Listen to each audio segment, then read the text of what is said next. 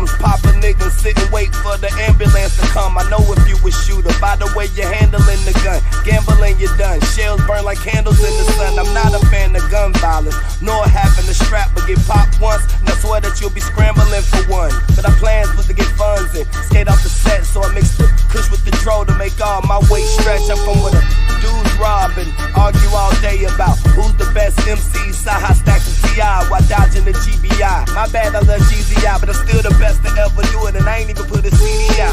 So the next time you say that I ain't got no lyricists, I just think you ain't got a taste for this explicit shit. My verses are like Leviticus to the underprivileged. I make music for the world, you make music for a stripper bitch. Nick black leather, beret cap era, guns at your capital, take it to that measure. It's Huey, nigga. It's Huey, nigga. Never been a victim, a rebel against the system. Lames wanna diss them and women just wanna kiss them. It's Huey, nigga. It's Huey, nigga. It's that God flow, what they nailed Jesus to the cross for. And he came back 3 days after he died flow. This Pablo, talking to kids in Chicago, mob flow. This that midget New Jersey drive flow. Side note, I wrote this rap with my eyes closed, bravo. Cause it came out clean as the Moss flow, Costco. Hoes selling they twat for a car note. Benny Hunters and Roscoe, Picasso. Nas mixed with a pop flow. Rappers can't stand me. This that Grammy Nas flow. Let me stop though, cause I'm going digital with the syllables. Saw the press and the royalty like residual. These hoes for me, they supposed to be hospitable. When they in the house with a nigga that's not typical, this not fictional. I run this bitch like elliptical. Can another rapper come out of Atlanta if he not lyrical? Nigga, black leather, beret cap era, guns at your capital, take it to that measure. It's Huey, nigga. It's Huey, nigga. Never been a victim, a rebel against the system. Lames wanna diss them and women just wanna kiss them. It's Huey, nigga. It's Huey, nigga. This that shot right, where out of towners die at. I advise you book your flight now and fly back. Gangland, bang then, what you claim, fam? Box Chevys, foreigns, buck 50 flow. Young nigga got bitches at the 50 though. 50 pack done, good, drop off 50 more. My city rough, but I made it in it. Trap house look like it's what K's invented. Trust nobody, even friends, look, I hate up in it. Riding dirty with your bitch, smoking, wait a minute. LA garage with Illinois and Decatur in it. Nigga snitching, I'm like, way to win it. Nigga looking like a state defendant. Four though, look like a two though. My two though, look like a full though. I'm cutting up, call me Zorro. Hit him in his mask, get him a body bag. Give me a track, and I'ma body that.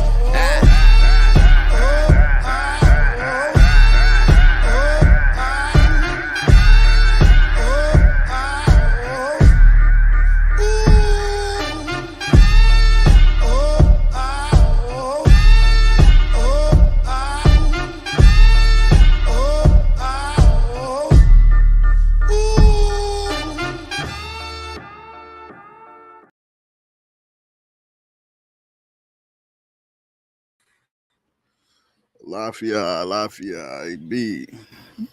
Peace to the chat pack. Appreciate y'all for coming through. Appreciate y'all that may be dropping in the middle. I know a lot of people ain't came in yet, but appreciate y'all, man. Y'all that's in here now and those who will join us later. Y'all could have been doing anything. Y'all could have been at church. Or you could be taking your mothers out to dinner and shit. You feel me? This is Mother's Day weekend, so much love, much appreciation, and happy Mother's Day to all the mothers out there.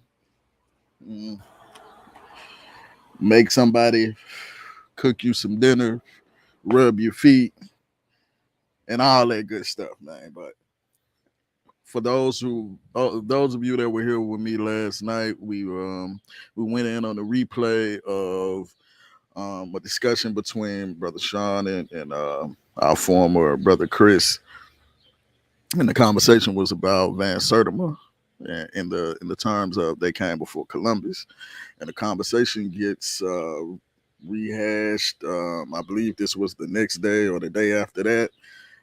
We get a more interactive conversation this time. I believe we had some people hop on the panel.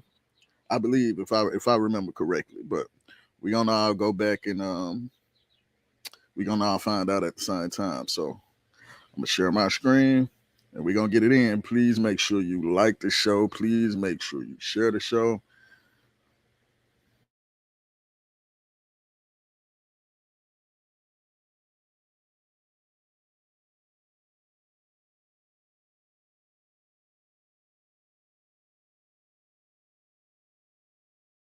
ETM Hotel, Rennie Sean. Welcome in peace. My name is Sean. I'd like to thank everybody for tuning in to KofiPiesideTV.com. Man, hey, I know when I drop my book, I need Kofi's vocals, man. Man, what you said? I'm telling you, man, it was like I was watching a legit infomercial about some shit, which I mean, it's legit, but y'all know what I mean. Yeah. Get your merch from KofiPiesideTV.com. Hey, man, listen, if that don't make folks want to buy it, I don't know what will, man. I damn near want to buy it. I might buy me a copy at retail. You can get Kalawa's trip to the motherland and from cocaine to John Calpani. You killed it though.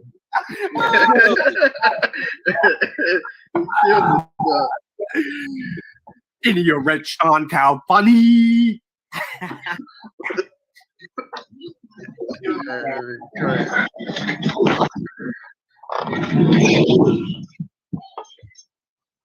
Damn, man, damn. I ain't eating that cheeseburger like that, bro. That's the part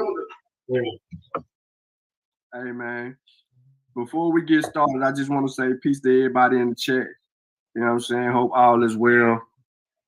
T'Challa, you was in the show, and then you kicked yourself out, and then I don't know what you got going on. You know what I'm saying? You might want to close out and come back in. I don't want to hold everybody up, man. We're just going to continue the discussion regarding the ancestors' work, and we're just going to build on it. There is some key points that Sutek wanted to touch on, so we want to make sure that we actually deal with what we want to deal with.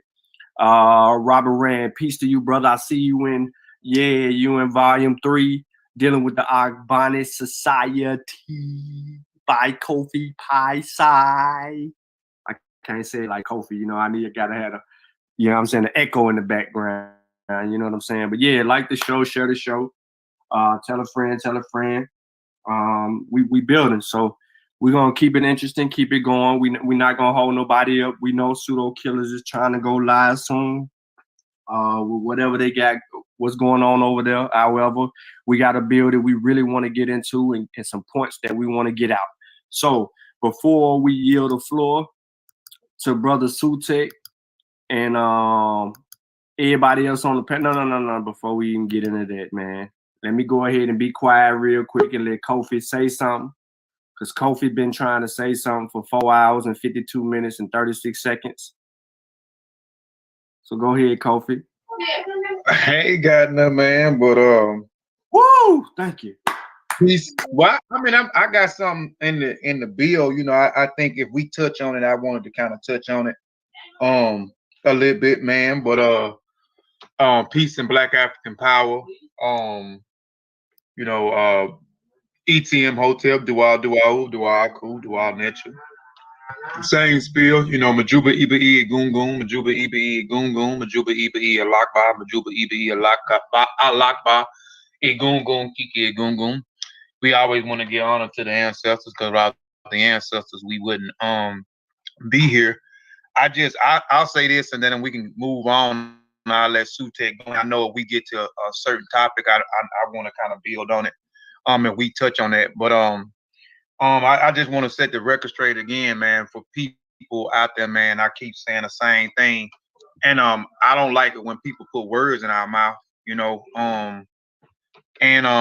We never attacking the ancestors. We never attack. We keep saying that all the time, and we get on here and always give it up to the ancestors, you know what I'm saying? Give respect to the ancestors. and we never disrespect nobody. So I just wish people just stop putting words in our mouth and saying that we attacking the ancestors when that's not what we doing. Is that right? I ain't got nothing, man. You know, this y'all's lane. I'm just here to support and y'all's lane though. So I'm just chilling. Yeah, man. So peace to the fam. Share Lafayette, it's your brother Suit Tech. Make sure y'all please like the show. Help us get in these YouTube algorithms. Help the video get seen more. Make sure y'all share the show for that same exact purpose. You know, we don't ask for nothing. We don't ask for something for nothing. So we don't want your donations. If you feel like donating, you can get you some merch. The way we will ask you to donate is by supporting the shows, liking and sharing the shows. Along with copying your books, copying your clothing, copying your cards, etc. But yeah, man, I just wanted to continue this discussion because it's a well-needed discussion, man. You finna get into it now, or you won't let me go? You can go ahead. No, there's a reason why I'm saying that. I want to give them the flip side. Go ahead. I want to share something with people they probably ain't even paid attention to. So I want to enter this into the court of evidence. I want to submit this as evidence to the jurors, and let's deal with it. All right. So this is from the CA Forum on Anthropology in Public, robbing Native American cultures, Van Sertima's Afrocentricity in the Olmecs. Wow, that's crazy. That's crazy. I just started reading this last night. Go ahead.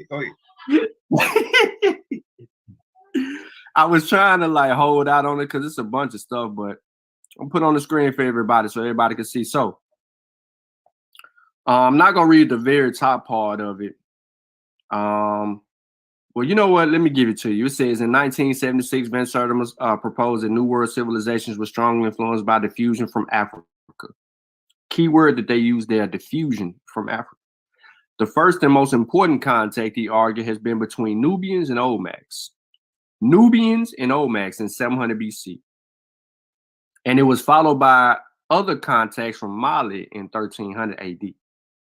This theory is spread widely in the African-American community, both lay and scholarly, but it has never been evaluated at length by Mesoamericanists. This article shows the proposed to be devoid of any foundation. First, no genuine African artifact has ever been found in a controlled archaeological excavation in the New World. The presence of African origin plants such as the bottle gourd or of the African gene in the New World cotton shows that there was contact between the Old World and New World, but this contact occurred too long ago to have involved any human agency and is irrelevant to Egyptian Olmec contact. The colossal Olmec heads, which resemble a stereotypical Negroid, were carved hundreds of years before the arrival of the presumed models. Additionally, Nubians who came from a desert environment and have long, high noses does not resemble those supposed portraits. Claims for the diffusion of the pyramid building and mummifications are also fallacious. That's the charge. It says in a book that came before Columbus, he argued, meaning Van Sertima, argued that Negroid Africans had come to the Americas various times before European discovery and had inspired or influenced the development of the first civilizations to emerge on these continents. Like other pseudoscientific writings, had been published up until the time that the book was either completely ignored or generally dismissed by anthropologists, historians, and other academic professionals. Except for a brief reference by Glenn Daniel in 1977, it was never reviewed in any other professional journals. Daniel, who also reviewed Barry Fells' America's BC's 1976, dismissed it, but neither he nor any other academic professional ever developed a detailed or cognate response to the main thrust of Van Sertima's ideas. As Daniel himself predicted, the book became a profitable venture for both Van Sertima and his publisher. Readers were apparently attracted by the real mysteries that surrounded the subject, the origins and evolution of civilizations in the Americas. At the same time, the book also received the attention and enthusiastic support of a small but increasingly influential group of cultural nationalists in the African American community. By the late 1980s, Van Sertima's ideas were being heartily endorsed by Malife Asante, one of the gurus of Afrocentricity movement. All right, Asante and Madsen. This movement in all its complexities emerged from the cultural nationalism in the 60s and 70s with clearly articulated theories of human development that incorporated Van Sertima's ideas of the origins of civilization in the Americas. According to Afrocentrists, all of the world's early civilizations include those of ancient Egypt, ancient Mesopotamia, India, China, Europe, and Americas, were created or inspired by racially Black people. In articulating the claims, the Afrocentrists relied heavily on the ideas of Sheikh Anta Diop, Chancellor Williams, John G. Jackson, George James, and others. These writers reformulated the standard European and North American racial concepts in such a way that the Afrocentrists hegemonic Black model of human development.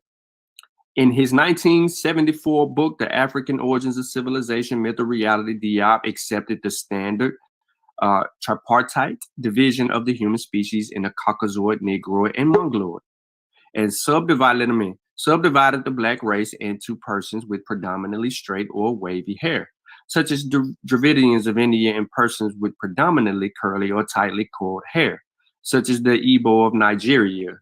In an attempt to incorporate as many groups as possible into Negro category, Diop also accepted the racial Western definition of Blackness as any degree of Black or African ancestry. Of course, once these race concepts were formulated, they could be applied to a reinterpreted history of civilization and human development with predictable results. So here is why centrists, our Afrocentrist brothers and sisters, want to take up with the Mesoamericans' point of views, because they immediately began to what they call attack. But scholastically, this is not an attack. This is challenging the conclusions or the theories of not only Diop but also Van Sertima. But there is some room for correction here. When we continue to read, and I'm not going to read all of this, but I want to introduce it to the floor, and then we can come back to this when Sutek get into his conversation. Now, they specifically state 421 of the book, Robbing Native American Cultures, Van Sertima also claimed that Black Africans made other journeys to the Americas at various times after the 7th century BC. The most important of these alleged voyages, which we already brought to the floor, was Albuquerque II. So I'm not going to actually deal with that. I'm just entering that into the evidence vault. All right. They continue that discussion on the rest of this particular paragraph in dealing with, his hypothesis, and has become almost an article of faith within the African American community, which is the problem.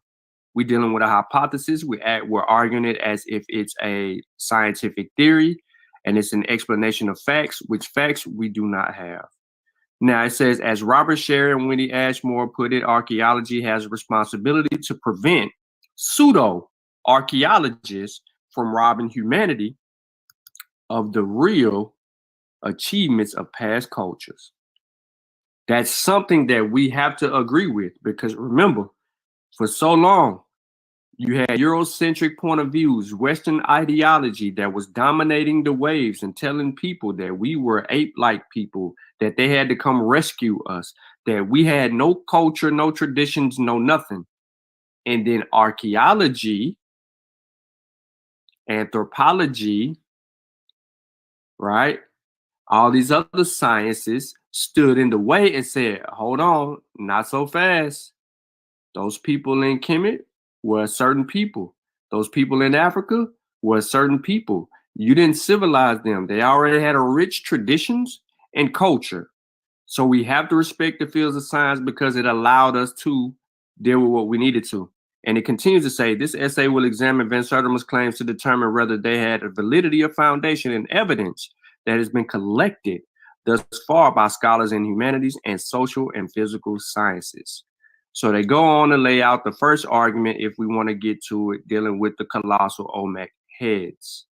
I'm going to stop right here, and I'm going to let Brother Sutek get into his spiel, and we will come back and get into the Olmec heads.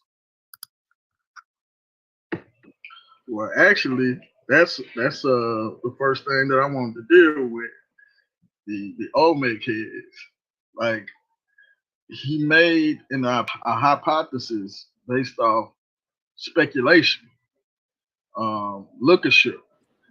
Now, we know lookership today is not a sufficient research methodology. Also, in the book, you see a lot of comparisons with these Olmec heads to African people. But if you wanted to do it the proper way, you would have also made a comparison to those people that were in the area, that were indigenous to the area. No comparison do we see coming from Van Sertima with the Olmec heads and these indigenous people of the area. And that's very problematic. You got to look at the flip, just like Sean just said, you got to look at the flip side to that coin. You can't just compare these heads to African people and not compare them to the people that were indigenous to the area. If we're gonna do lookership, like you're gonna do lookership, you gotta at least do lookership right. And go ahead, Kofi, you want to say something? Yeah, the comparison, like most of like the comparison, like you keep mentioning lookership, like they was looking at, like when you looked at the Olmec's head, those heads, they were saying that or he was saying that the braid, you know what I'm saying? That's why he was saying the influence of the people making it 22. He made a statement, Van Sertima made a statement that pre-Columbus, the Africans made a voyage there 22 centuries before Columbus. And them arriving into the New World and them arriving somewhere around in Mexico or somewhere. He said that they entered their culture intertwined, and it was the influence there. African culture was influenced there, and he was making it off, like you saying, lookership. He was looking at the Olmec's heads, and they had braids. You know what I'm saying? So he was relating that Africans braid their hair, so that's and braiding hair is an African culture. So he was relating just because he's seen an Olmec with some type of braiding under the helmet, that it was influenced by African culture. African people made a voyage there. Come with the eyes. He was making those out. Breaking up. You might want to cut your camera off. No, I'm just gonna come out and jump and come back in, man. That's probably what it is. Kofi. When your camera on, you're using up a lot of your RAM, bro. I'm telling you, listen to me. If you cut your camera off, you sound much clearer. Open your mic, Kofi. Yeah, I'm back on, man. It might be because of that thing. I was trying to open up an article, this old Washington Post article when you was reading your other little thing. But man, it was spinning. I just took it off there. That might have been what the case was. But I need to start over. Nah, you good. You're perfect. Come on, keep rocking. Oh no, I was just saying that when and I'm just bagging up what Sutek was saying when Sutek keep mentioning lookership. So people may not know what he's talking about when he's mentioning lookership, when he's talking about the Olmec's egg. So I was just trying to give them an example of what Van Sertima was saying. The Africans was there 22, made it to the Americas 22 centuries before pre-Columbus, and he was making assertion off of the braided hair that was on those Olmec's heads, the features on the Olmec's heads. So he was saying that Africans were there, African cultures intertwined with them, or even cohabitated with those people around the Gulf of Mexico. Okay. Somebody else?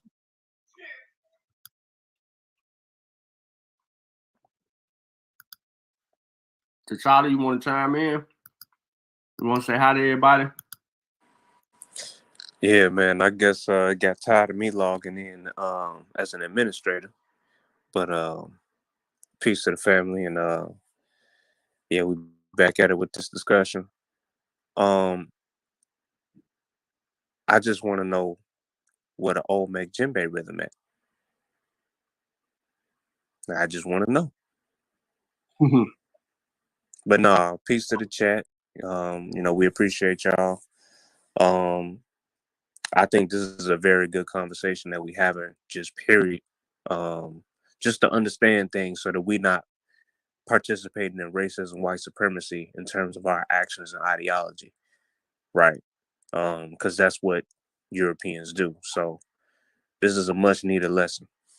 And I'll go ahead and mute out. All right. So hold on, Sean. Sean, you mentioned Glenn Daniels, right? Go ahead. Glenn Daniels, didn't you just mention that in that article? Yeah. Glenn Daniels. Glenn Daniels. Go ahead. Okay, now I was just saying. Now he was an archaeologist, a professor from Cambridge University, and he called. You know what I'm saying? This is not me. He called after he reviewed the book. He called the book ignorant rubbish, and he called it ignorant rubbish. And there was, during that time, there was seven. I want to get my hands on that. I'm gonna try to see if I can get my hands on that. But it was 70 letters came out doing this book. They had a book review. A book review was received, and it was 70 letters that were received. So I'm trying to see. I want to know what was going on those letters. I know Daniels. He was very disappointed in the book, and he attacked the book. You know what I'm saying? And he actually, and this is from Before Columbus: Roots of a Dispute. So this is actually them actually critiquing Van Sertima's book, and a lot of that stuff coincided with that article. Say what now? You're getting too far ahead. What you mean I'm getting too far ahead? Because you're getting too far ahead. We had the Olmec heads. You finna get into Daniels and the etc. part. That's gonna come. Okay, well let's go ahead. Because I want to read. I want to read something too from this article too. But go ahead. You touched on Kofi touched on the Olmec heads, the back of them. So I'm gonna pull that up real quick just to give people a visual. This is what he's referring to. Right. See the knots and what looks like braids. Okay, hold on. Now, this is the danger of a one-sided argument. So this is from vintagenews.com. I go back up in a minute. I just don't want to lose my place. But show the Olmec heads, one of the Olmec heads, and it says, all examples of the Olmec colossal heads have unique headdresses that most likely signify animal hides or cloth. Some of the stone heads even show a tied knot at the back of the head, and some are embellished with feathers. So could they be feathers? Like, we don't know. He didn't even look at that other side. This is the danger of a one-sided argument. That's all. Go ahead, Sean. All right, so I want to enter into evidence here. I'm just going to give you here, and then we can get back to the heads. So it says it is necessary to limit our discussion here to the most important claims and the most convincing types of evidence. Authentic artifacts found in controlled archaeological excavations provide absolutely proof of contact. However, no such artifact of African origin has ever been found in the New World. The archaeological discovery and non-native plants can also provide good evidence of contact. Van Sertima's crucial claim deals with the influence of the alleged Nubian Egyptian visitors of the 25th dynasty on the Olmec culture. Because at this time and in this culture, a number of definitive Mesoamerican traits presumably appear. If Van Sertima and others are correct, Mesoamerican civilization owes a great debt to Egypt. If the idea of Egyptian contact with the Olmecs is invalid, then other claims by Van Sertima and his colleagues are greatly weakened. For example, the proposed AD 1311 expedition from Mata to Mexico, even if it were true, would be less meaningless because of the most significant Mesoamerican cultural traits,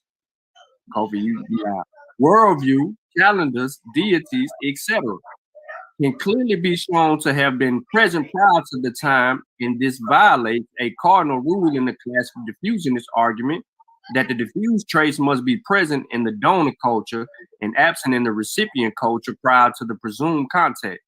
For the most part, our arguments would deal with this presumed earliest contact because only contact at this stage of development might have been able to have a real impact on Mesoamerican cultures. There is still some question whether Egyptian contact with the Gulf Olmecs would have been sufficient to achieve this impact. Although some scholars still argue that the Gulf Olmecs present the mother culture of Mesoamerican, others among them, Flannery and Marcus, prefer the term sister cultures because it is clear that parallel developments were taking place in other regions of Mesoamerica. Now, Clark claims that the Mesoamerican tradition began among the Mocoya and the Soconusco region of Chiapas, who by 1650 BC were the first to reach the chiefdom level, and who influenced the subsequent Gulf of Olmecs. Flannery and Marcus show that the 8 degree west of true north orientation of ceremonial buildings and the use of stucco at La Venta and elsewhere appeared first in Oaxaca between 1650 and 1520 BC. Grove has proposed that much of the iconography of the early formative is merely the first representation in ceramics of body and belief shared by the common ancestors of many formative societies. Marcus claims that the earliest dated stone monuments appeared north in not in the Gulf of Olmec zone, but in the Zapotic region of Oaxaca. Nevertheless, we will deal with the Gulf Olmecs because we agreed that Tosto, that by San Lorenzo times they had reached a point of the evolutionary scale that was beyond that which was San Jose or Totolo, which is Central America, can be placed. During the early formative 1793 and 1011 BC, many of the definitive Mesoamerican traits were present both in the Gulf Coast, Olmec, and in other contemporaneous cultures because relatively little informative information is available about the Olmecs. Van Sertima is able to make iconographic claims which, if made for the Aztecs, could be unequivocally disproved on the basis of text and codices gathered after the conquest. So after all of that, they are basically entering other data into the argument and not focused on a particular region of the Olmec culture, but showing you previous cultures in the same area that were evolving before the Olmec that could be, I'm not going to say could be, that are pretty much parenting the Olmec civilization. So we are back to the Olmec heads, which is one of the claims. Sutek just showed a picture. Before we go any further, anybody else got something they want to say before we get on the Olmec heads? All right. Go in. Here we go. Oh no, I think Kobe wants to say something. Yeah. No. Go ahead. I'm gonna come back to what I want to come back. Go ahead. No, I mean, okay. You sure? Yeah, All I'm right. good. All right, so the main pieces of evidence presented by Van Sertima are monumental carved basalt Olmec heads. That's it.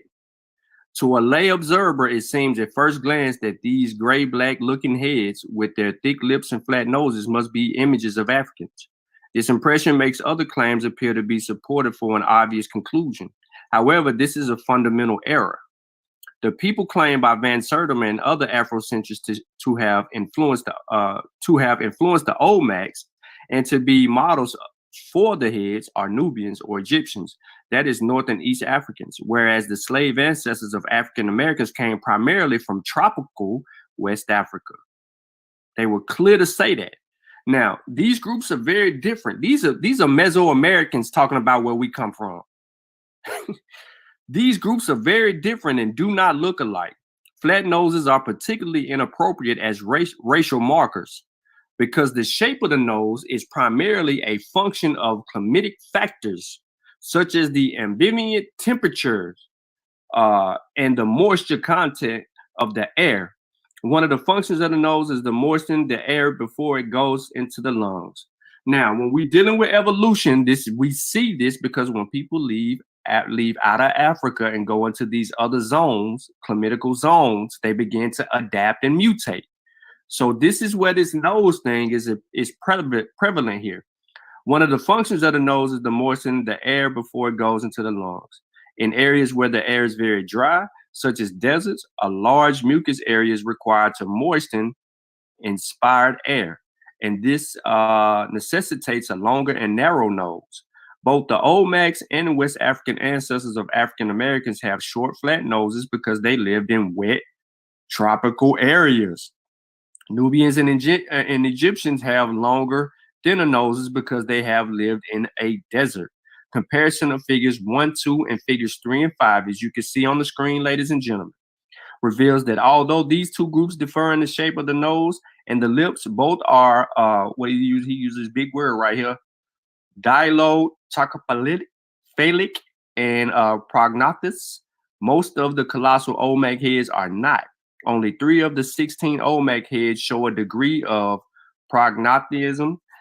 Figures 6 and 9 clearly show that these heads do not resemble Nubians, having flat noses, thick lips, and epipectic folded eyelids, and lacking I can never say this word, dolichocephale or prognathism, or for that matter, West Africans having septipari with all the abbreviations, having apectic folds and lacking the big old word again. Now, the people represented in the Olmec sculptures had short, round, flat faces with thick lips, flat noses, and epicnetic folds. That is, they resemble people who still live in the tropical lowlands of Mexico. They still live in the region.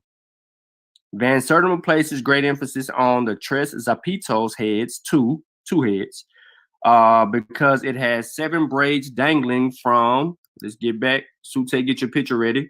7 braids dangling from the back, which he claims, citing no supporting evidence, to be the characteristically Ethiopian hairstyle. He also asserts that the braids are probably the best hidden secret in Mesoamerican archaeology, that the head was never published outside of Mexico. And that is, this photograph was kept in the dark, and I think the blackout was deliberate. Now, to support, he's showing you right here, to support his claim, he quotes the Mexican Olmec scholar Beatriz de la Fuente, who states, if at any time one could imagine that there were Negroes in Mesoamerica, it would be after seeing heads 2 of the Tres Zapitos. And the one that is most removed from the physiognomy of our Indian ancestors. The Fuentes continues our translation. Now, however, he overlooks her comment on the next page that certainly, now listen. He overlooks her comment on the next page that certainly the colossal heads do not represent individuals of the Negro or Ethiopian race, as Jose Melgar, the first Westerner to see one or more than 100 years ago, supposed. We have to agree that in them are recorded on the heroic scale the ethnic characteristics of the ancient inhabitants of Mesoamerica, characteristics that are still preserved in some contemporary natives. All right, so source 23 for anybody interested is right here.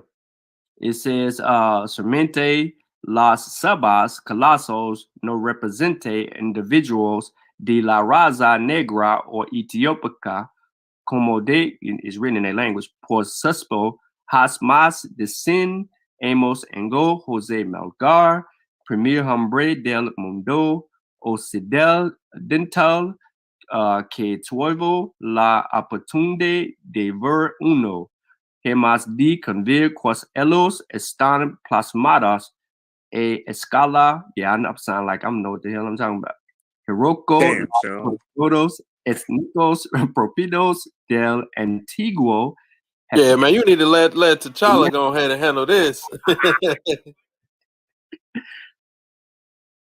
Hey, so right there is where I'm gonna stop, and then I'm yielding the floor to Sute or Kofi, or T'Challa if you want to get back to the Spanish. Y'all funny. No, go ahead. I know the brothers got some stuff to present, so I'm gonna sit back on this one. Nah, I ain't got nothing on that point right there.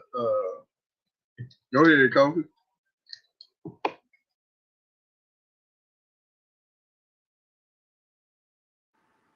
Senor Coffee.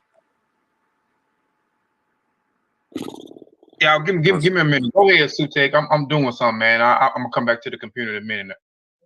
All right, I'm gonna go back over there with them cookies. All right, let me go back and enter the evidence since y'all want to talk about my Spanish.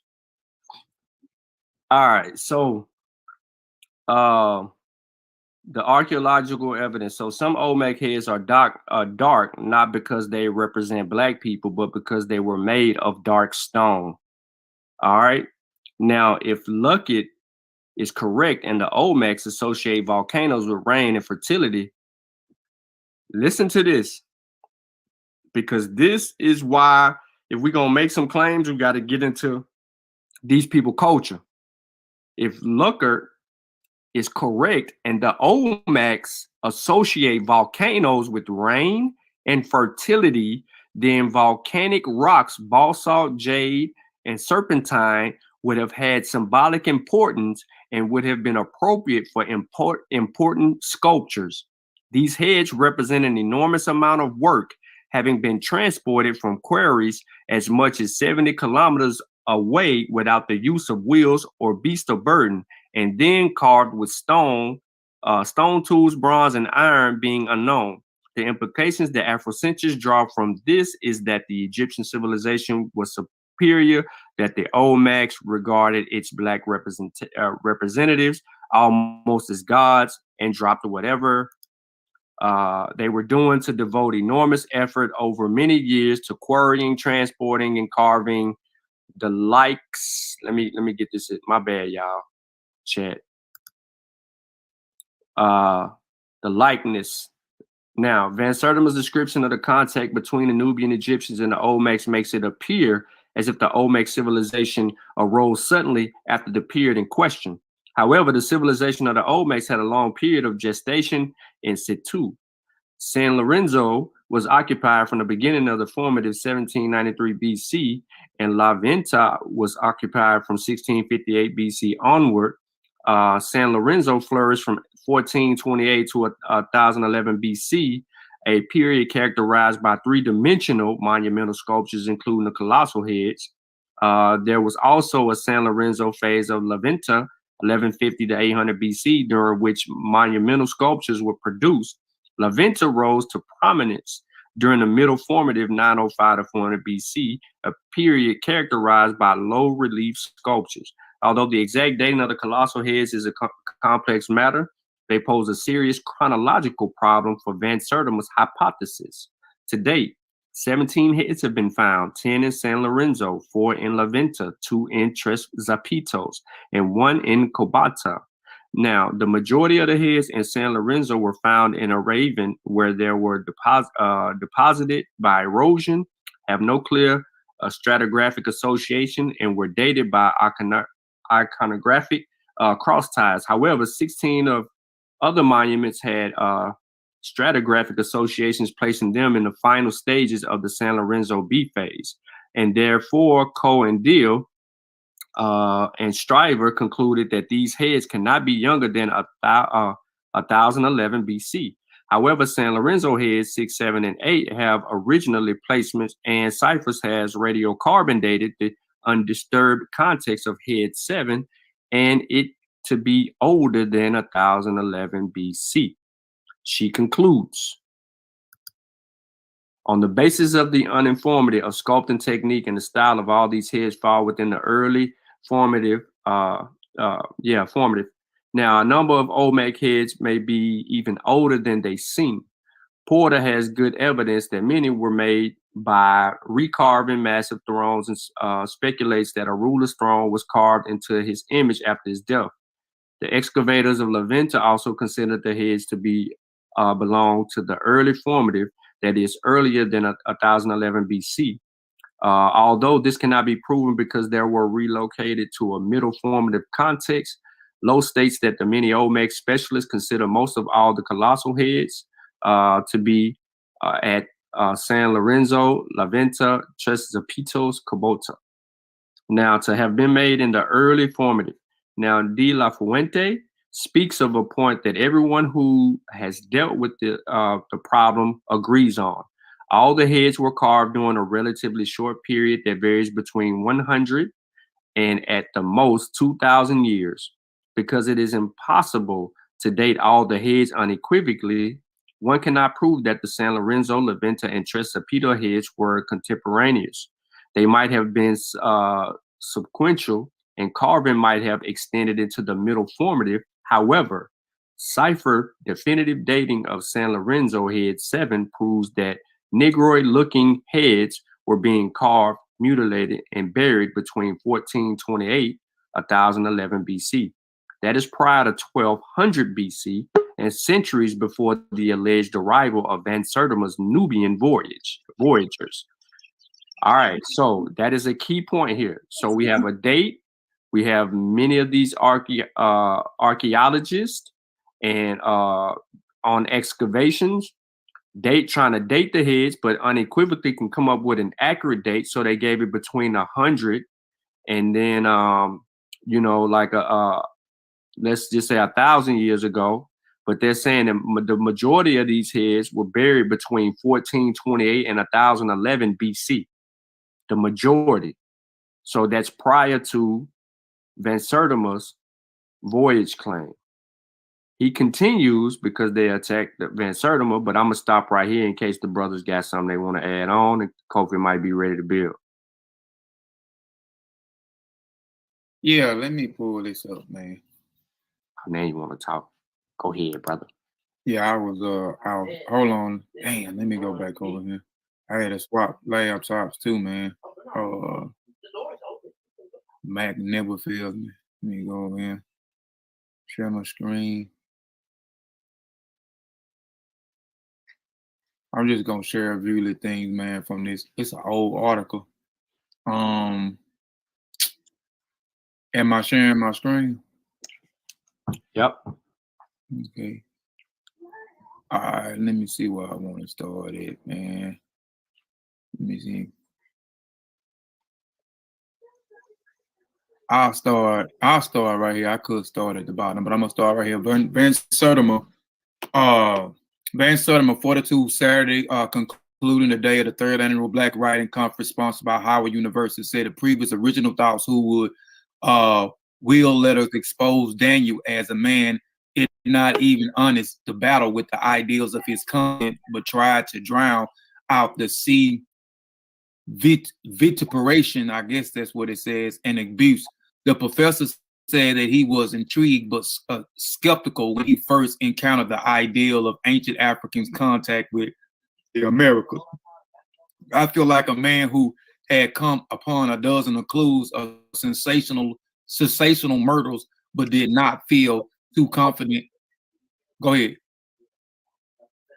Somebody had something? No. Oh, confident about the evidence he has written. The occasion was first visited in the United States from British, where he was working as night. This is talking about Van Sertima, 1970. In the library of Princeton professor, he came across 3 volumes, Africa and the Discoveries of America, written by the Harvard linguistic. This is what Sean keep talking about, the Russian Jew, Leo Wiener. This is, he came across his information, came across his book, The Discovery of America. So this is where he pulled some of his information Sean has been talking about from out of this book, Africa and the Discoveries of America, written by the Harvard linguistic Leo Wiener, who is a Russian Jew, and published more than 50 years ago. The book showed an African and Arab influence on the Midville, Mexican, and South language prior to Europe contact. Reading these volumes sparked his interest in carrying further what Wiener, with his lack of knowledge about anthropology and archaeology. You hear what it says? It says, which his lack of knowledge about anthropology and archaeology, he's talking about Leo Wiener, had only suggested. The ideal that Americans came to the Americas and stayed 2,000 years before Laster, that later, thought to be later that year, he returned to this country to teach at Rutgers. He was asked to write a magazine piece simplifying the summarizing Wiener. Only the day he submitted his piece, he learned about Alexander von Wolfnede and art historians who had excavated a large number of Negroid heads in clay, gold, copper, and copal sculpture by pre-Columbus American artists. We're talking about those heads. Van Sertima was convinced there was a connection between ancient Africa and the Americas. He started to work using his own money. I never expected any money, he explained. This is Van Sertima. I kept quiet about working. Chris talked about that yesterday, how he isolated himself and he kept quiet while he was researching, and building up his information. I knew that the subject was suspect. He knew that it was suspect. Van Sertima said he didn't travel much to research the book. The problem was not that the research hadn't been done, he says, but that no one had examined the available documents and material and pulled from together. He researched the book at the British Museum in the library of Princeton, London University, and Douglas College, and corresponds with the scholars all over the world. Van Sertima's zeal for learning about African culture began in the 60s while he was working as a writer for the BBC. He later left native Guyana from London in 1959 and making his way as a novelist, but he was writing for radio to make ends meet. After being told he couldn't do a series of African writers because there was no African literature, Van Sertima quit and wrote a series for an independent company. While he was doing it, he recalled, I asked myself, why was I studying African writers in English? Why didn't I know an African language? That's when I decided to take a degree in London University in Africa anthropology and linguistics. I knew he was an anthropologist. I mean, did y'all speak on that he was a linguistics the other day we was building? I didn't know he was a linguist.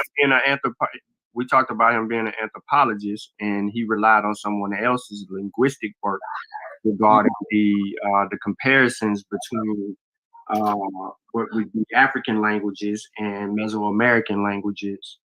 And then that's when you saw after that point, we see what we saw the other night. Yeah. Through the use of several disciplines, archaeology, anthropology, art history, oceanographics, cartographic, botany, serology. Van Sertima argued that the ancient Africans made their way to the New World more than 22 centuries before Columbus. He described how Africans and Phoenicians probably made a joint voyage to the Americas around 800 BC. Now, hey, mate, say that again, but a little slow, because who is he making the claim that there was a joint voyage? Van Sertima. This is Van Sertima. And who was a part of the joint voyage? The Africans and the Phoenicians. So now we should see an African and Phoenician presence in Mesoamerica. Is that correct? Right. And he's saying, look, he's saying a voyage around 800 BCE. 800 BCE. When the Olmec people lived on the coastal region near the Gulf of Mexico. Evidence of African influence there, he said, can be seen in array materials, including 4 colossal Negroid heads found near La Vento, Mexico. Now, hold on. La Vento, Mexico, you said is supposed to be responsible for how many heads? 4? Yes. All right. So when we were reading the article about the number of heads that was in La Vento, did we hear 4? No. All right. So I just want to go out. I'm saying I'm saying that for a reason, because we know there was 2 what is that Tres Zapitos, which is closer to the coast. Mm-hmm. And we also know that there were a larger portion of it being in San Lorenzo, right? We have the San Lorenzos, and then he said there was 4 in the 4 berries. Mm-hmm. Yeah, so and Cyphers is carbonated context of 7 heads and found older than. All right, so there was supposed to be Lorenzo heads 6, 7, and 8. All right, hold on, I'm just trying to find it. La Venta 1150 to 800 BC during the sculpture. Okay, so I got his time period right here, and it says a period of characterized by 3-dimensional monumental sculptures. So he's talking about the sculptures of this time period, and then it gets into there. Now San Lorenzo, yep. Listen, there was 10 in San Lorenzo, 4 in La Venta, and 2 in Tres Zapitos, and 1 in Cabota. Go ahead. Yeah, because he talks about other stone heads been uncovered in Mexico, and numerous Negroids, portraits, and masks were found with them. But just going back real quick to here, I just wanted to do that just to tie in what we've been talking about the Olmec eggs and Van Sertima saying there was influence in America 22 centuries pre-Columbus, right? And then he started connecting through liquor ship, as Sutek was saying, so he showed the stone heads. He showed the stone heads, and we showed the braids. He showed the braids. The even Sean showed the features as well.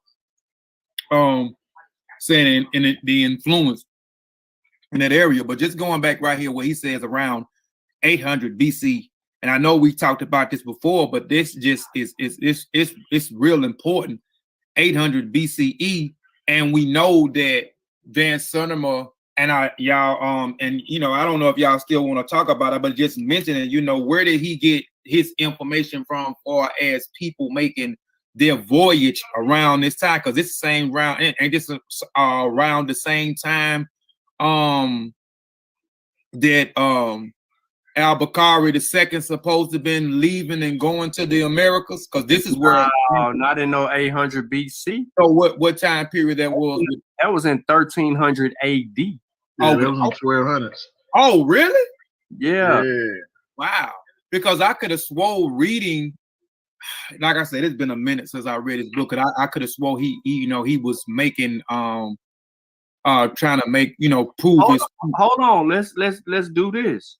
Because he said Africans and Phoenicians. So would he be saying the Remech and Phoenicians came to the New World, and they keep throwing out the 25th dynastic period as well, We know. And No, hold on. 21st in there too now. Hold The on. 19th, the 24th. Go ahead. Hold on. Who ruled the 25th dynastic period? I don't can't remember. One of the. Oh no. Stay with me, please. Don't go somewhere else yet. Just stay with me, please. Did somebody from Lord Kemet come and recapture Kemet and run people out of there? And it was the return of African rulership by this person. Mm-hmm. I don't know which one it was. Was it Taharka? Or was it You just said it. Okay, I didn't know which one it was, but I knew it was around in there. Okay, so Taharka. So this is a time. All right. So if we talk about the 25th dynastic period, they are reclaiming land. How they gonna go somewhere with some Phoenicians?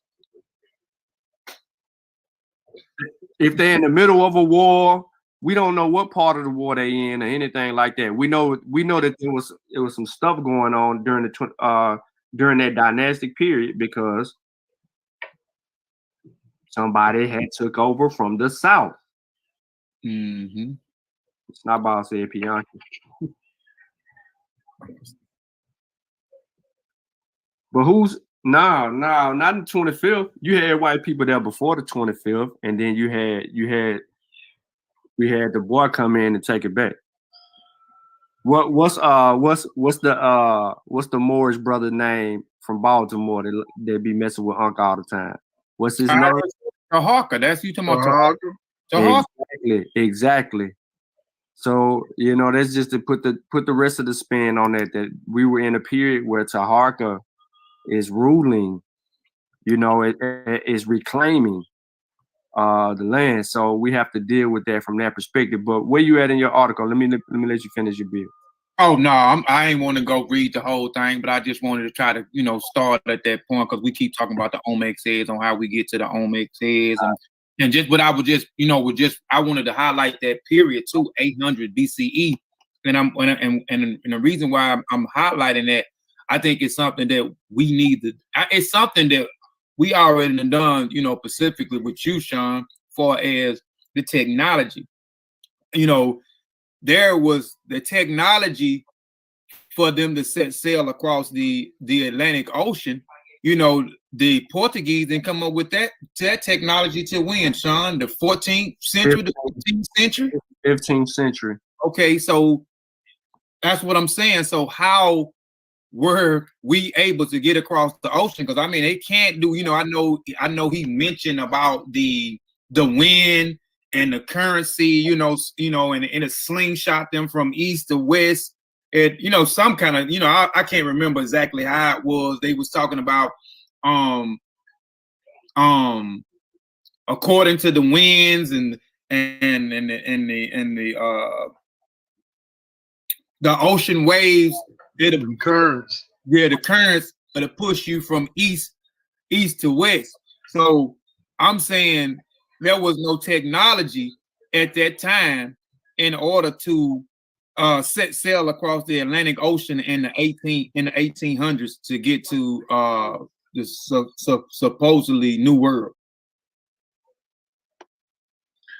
Yeah, man, we weren't even concerned about no New World venturing across no ocean. Like, we were concerned with our villages, with our immediate surroundings, like going and just quote unquote discovering places. Like, that wasn't our agenda.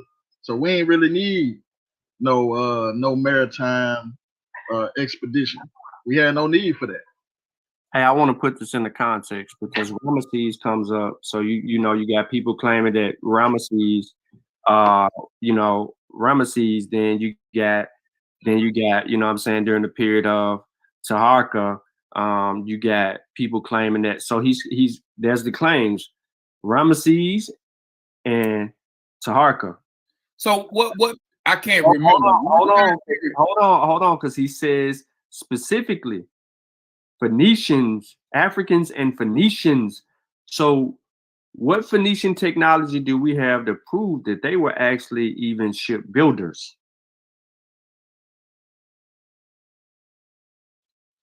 I never heard of them. I could be wrong. I never heard of them I knew y'all was gonna do that. We ain't got none. So here we go.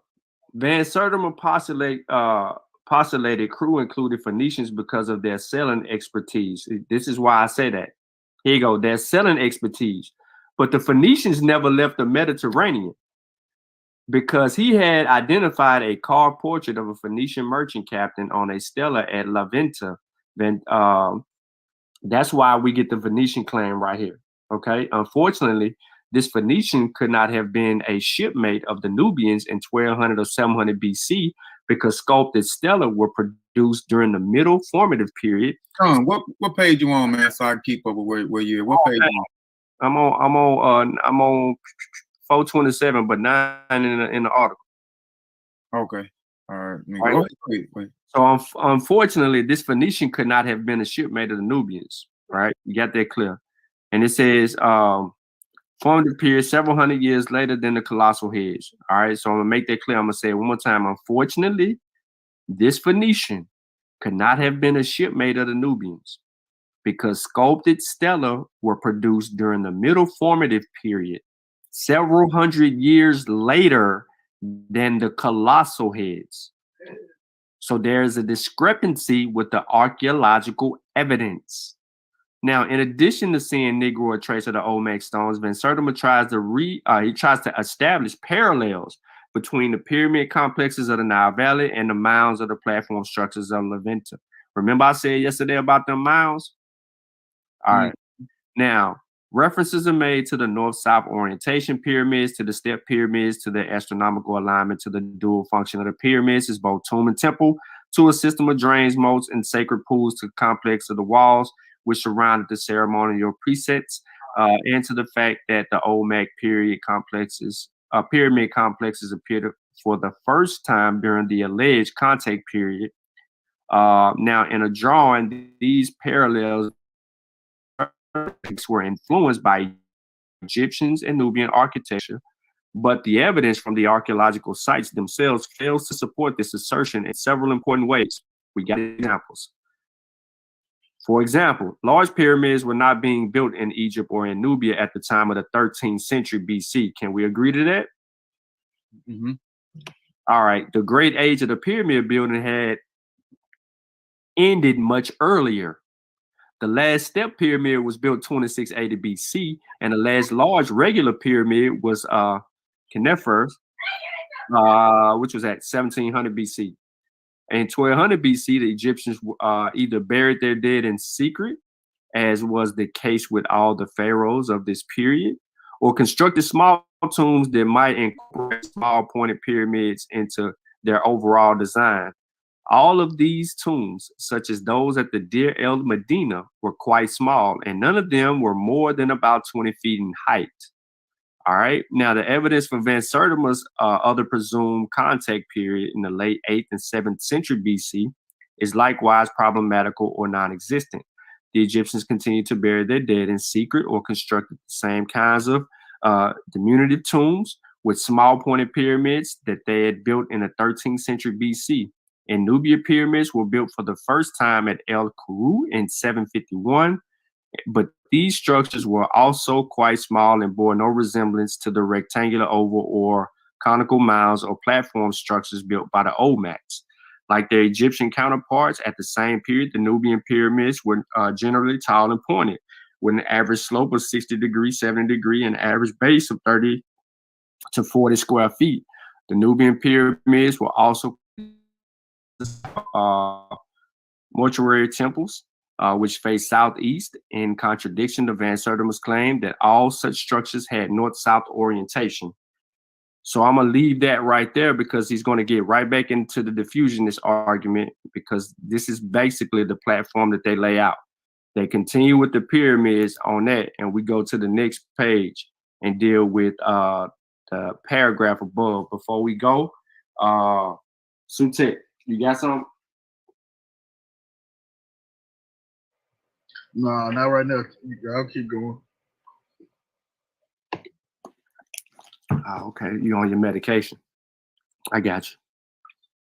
All right, so hyperdiffusionists often complain that establishment scholars dogmatically refuse to admit that pre-Columbian context occurred at all. But this is not the case. It is now generally accepted that Vikings came to the New World, which we are aware of, and we know the route that they took. This acceptance is based on several Scandinavian artifacts found by Ingstad in a well-conducted archaeological dig at La Enos Ox Meadows, Newfoundland, and dated to approximately 1044 AD. All right. Now we know that because you get these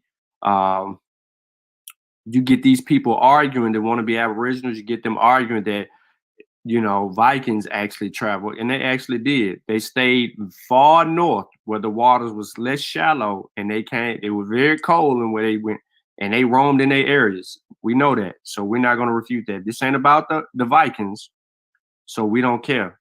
So we want to go and deal with the botanical evidence. See, these are Mesoamericans writing it from their perspective, and they're really studied on how who we are. From an argumentative perspective. Now, notice they're not denouncing the African genius at all. Not one point of time. They're only referring to the claims that have been made by Van Sertima and the likes.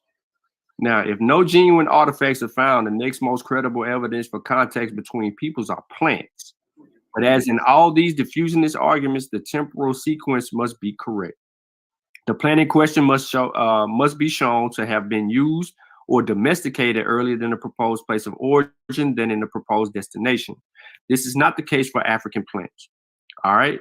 Baker summarizes his discussion of possible context. Thus, on present evidence, it can hardly be said that cultivated plants of the New World provide a foundation for the belief that there were important cultural exchanges between the Americas and the Old World in pre-Columbian days. In a volume devoted specifically to the question of pre-Columbian context, in which a number of includes several upon whom Van Sertima relied for botanical evidence, participants conclude as follows. Here we go. The consensus of botanical evidence given in the symposium seems to be that there is no hard and fast evidence for of any singular plant or animal across the ocean from the Old World to the New World, or vice versa. This is emphatically not to say that it could not have occurred. Let's move on. Because now, look who they're dealing with. Sutek. The situation with regard to the evidence has not changed since 1971. By AD 1400, Africans were growing 5 sets of domestic crops, plants first domesticated in the Near East, which were grown in Africa, including Kemet, plants domesticated in the Sahel zone, North Africa, and then which become the staples in Sub-Saharan Africa, plants domesticated in the climate of West Africa. They deal with them, yams, rice, oil pan, all that. Plants domesticated and found only in Ethiopia. And finally, plants imported from Madagascar by the Southeast Asians who first settled in the island. And then, you know, it talks about, we will not discuss the large two groups. Plants were first domesticated in Near East. We ain't getting into that thing, the argument we want to deal with. We're dealing with this particular evidence. So they continue to talk about the tombs. They rehash the tombs. They rehash the domestication of plants. They rehash a couple of dates dealing with the Old World, New World. And then they deal with cotton. And they come down here and considering this argument, temporal relationship was going to be examined. Then they get to talking about the earliest G. Hambarim of Africa was found in Afia. If y'all want to know what that is, we got to look that up. And Kofi, where you at? Oh, you didn't step away. No, I'm still here, man. I'm listening. I'm trying to put this in the chat real quick. I'm gonna chime back in a minute. Okay. All right. So in closing, they are countering the arguments of plants, animals, heads, and possible dates. Okay, that is the points of tension. Remember, Ivan Van Sertima boasted that there were 12. Point is the motion. Van Sertima continues to claim that the Egyptians brought mummification to the New World. His own source of this claim are the discredited hyperdiffusionist authors of the early 20th century, whom he quotes from Mackenzie. All of his citations, except for those that refer to Palenque, ultimately derived from Grafton Elliott Smith.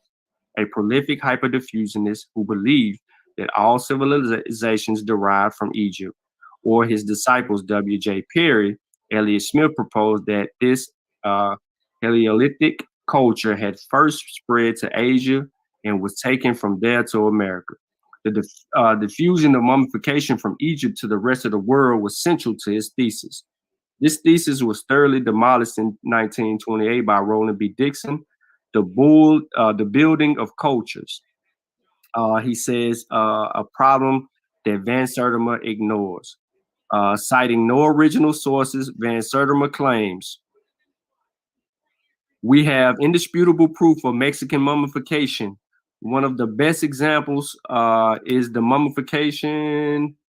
mummified figure in the sarcophagus at Palenque.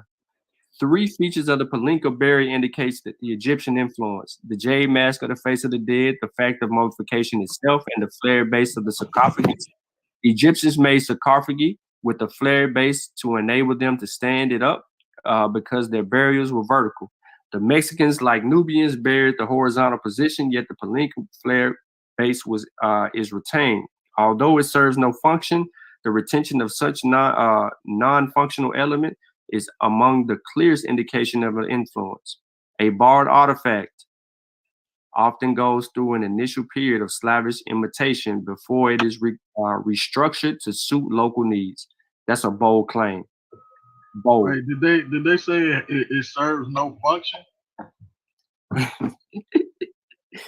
All right, let me. Yeah. So, yeah. Although it serves no function. Yep. Now, Van Sertima is wrong on all accounts. Every basic text on the Maya states that the sarcophagus contained a skeleton, not a mummy. We can end the discussion right there on the mummification. There's no mummies. There's skeletons.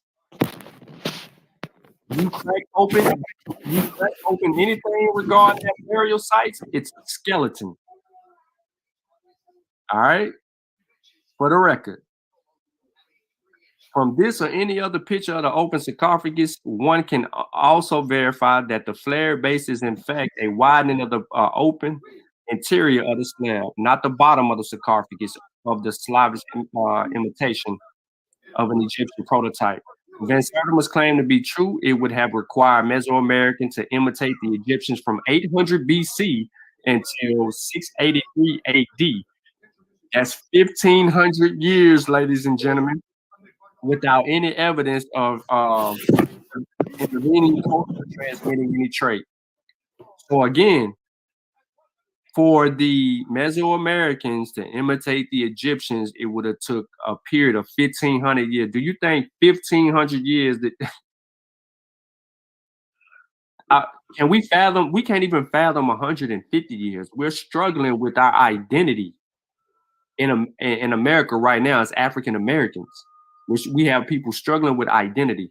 So we talking about 1,500 years. You're talking about holding a culture intact that long? To bring it across the water to a foreign place, to imitate it? No way. All right, so finally, if the source of diffusion is the oldest place where the practice is found, perhaps travelers from the New World went to Egypt and taught them how to mummify the deceased.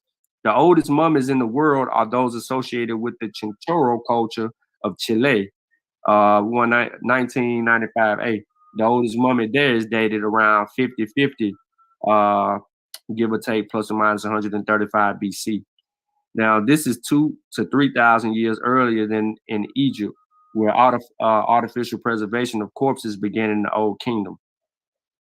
All right, so they go on to conclude here before moving forward. It says there is hardly a claim in any of Van Sertima's writings that can be supported by the evidence found in archaeological, botanical, linguistic, or historical record. But he claimed that they all are. He employs a number of tactics commonly used by pseudoscientists,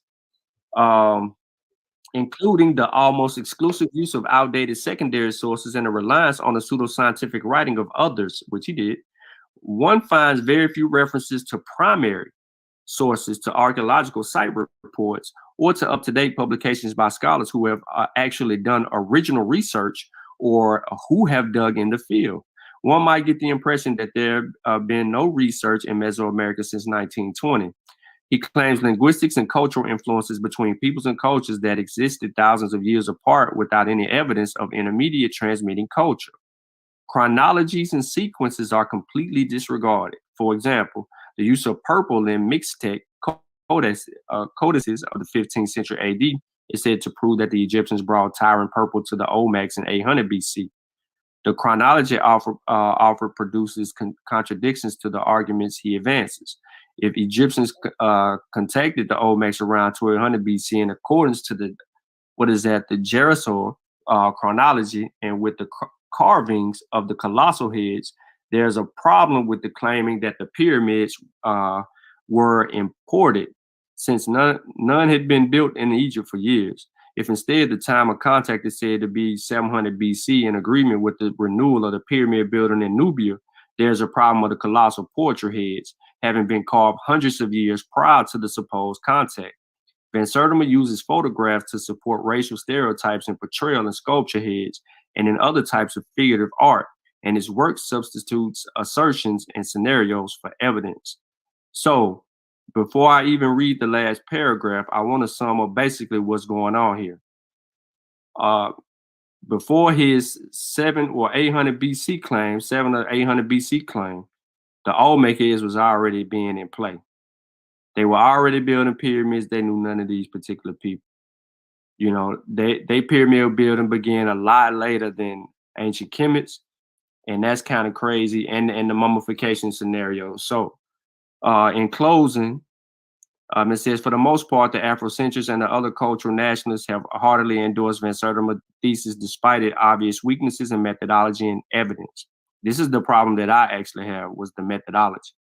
Now, although they have called for an Afrocentric history that is accurate and well-intentioned, they seem, listen to that. Although they have called for an Afrocentric history that is accurate and well-intentioned, they seem to be more concerned with the need to raise the self-esteem of African Americans, regardless of the impact on other groups.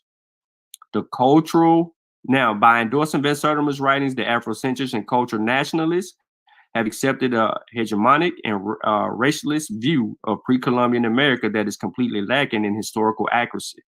They have also accepted a theory and a methodological approach that grossly distort the historical record at the expense of Native Americans.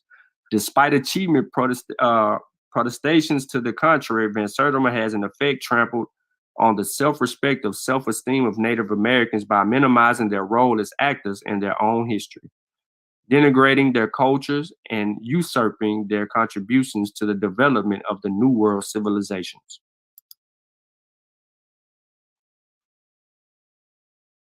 What y'all got?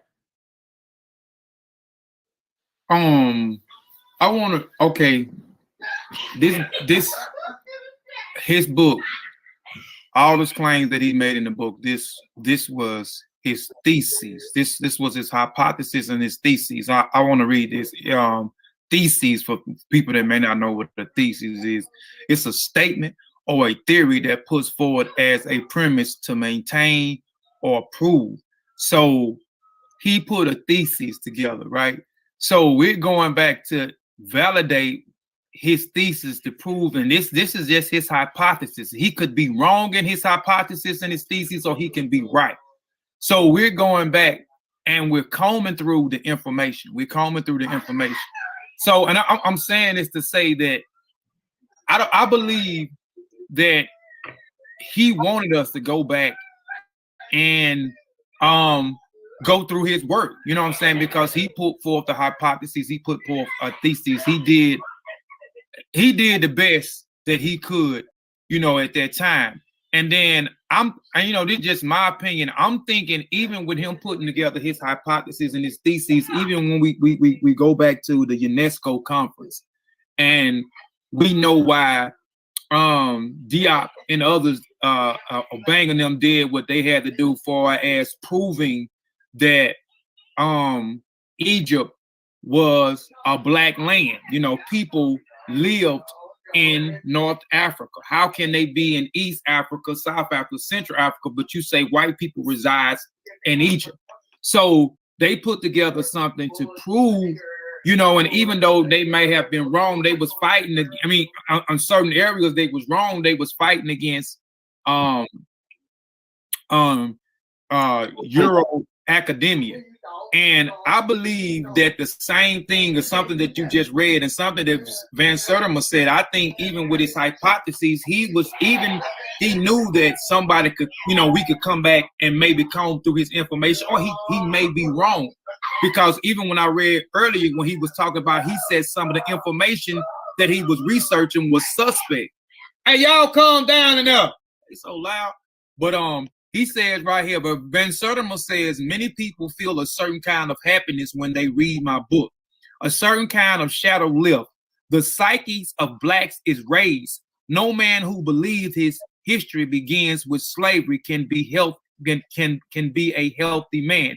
If you lift the shadows, you help repair the damage. So I you know, and with him making that statement too, like I said, he knew that you know, it's just my opinion, him putting forth his theses on these different claims, Africa and African presence, you know, pre-Columbia, we was here way before Columbia so-called discovered the world, etc., etc. I think even with him knowing that some of his stuff may be wrong, he was just doing what he had to do to uplift the people in that particular time, because that book came out in 1978 or 1976. I mean, I could be wrong, but just going by what you read a while ago, Sean, and what Van Sertima said, you know, while ago, and even with putting forth a thesis, if I put forth the thesis and the hypothesis, this is me with the information I come across and what I'm assuming now, what I put together with my research, it could be right and it could be wrong, but this is my thesis according to me. So, I mean, am I wrong for that?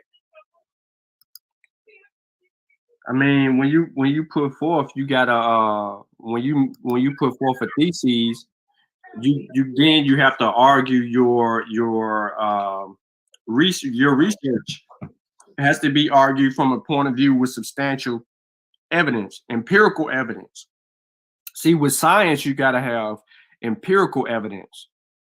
You know what I'm saying? If you're just writing from a certain perspective, if you're just staying stuck in a hypothetical state, you're not substantiating that, because it's just an educated guess. You're just making a guess, right? But when you argue with validity, that you have, you know, evidence, right? Facts.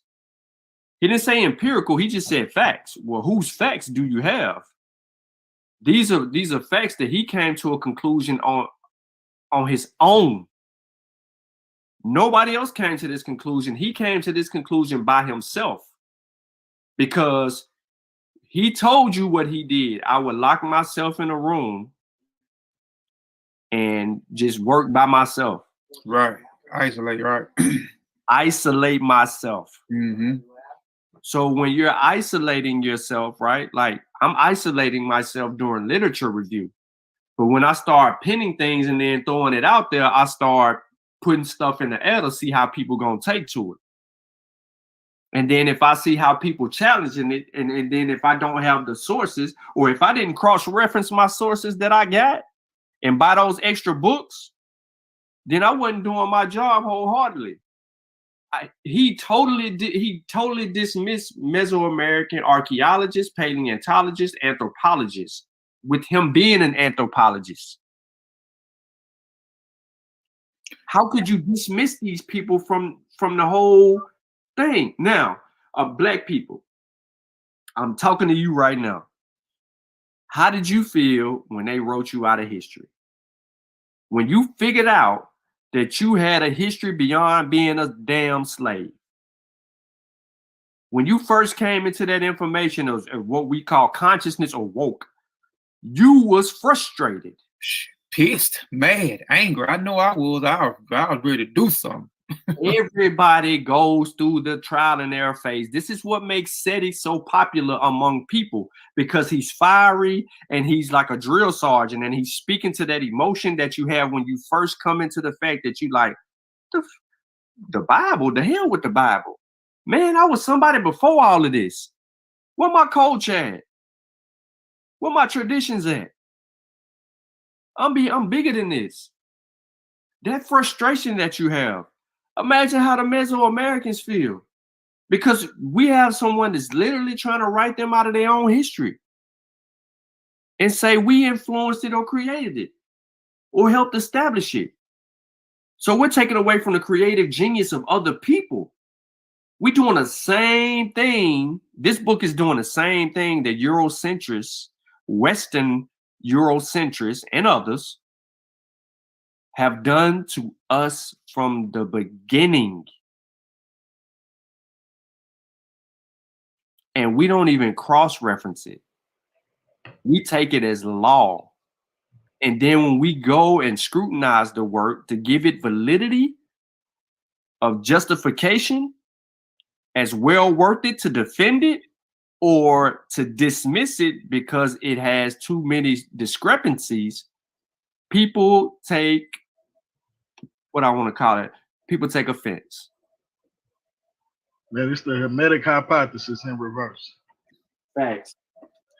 If you come in, if say, okay, white folks seen Kemet and said, nah, they couldn't have did that. Some white people came over there and influenced them, and that's how they got that high civilization. They didn't come up with that on their own. What's the difference? What's the difference in what Van Sertima is doing? I mean, I understand what he was trying to do, and I respect what he was trying to do, but I think he should have went about it in another way, because now we in 2021, and this book is doing more detriment than help. So I respect it, and I respect Van Sertima as a black man, but this is why I say trash that book. It's nothing against Van Sertima. It's just that book, that work. Everything else, I'm not gonna charge him with. All the other books, I ain't read them, except for Golden Age of the Moors. I'm not rocking with that either, but that's a different story. But I mean, I respect him for what he was trying to do for the time period, because I know we did need that. But I just wish he would have went about it in a different way, because like that's the Hermetic hypothesis in reverse. Right.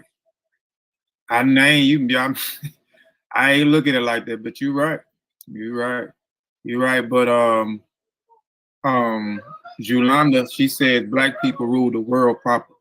Propaganda ideology would have been paramount at that time, in her opinion. I disagree.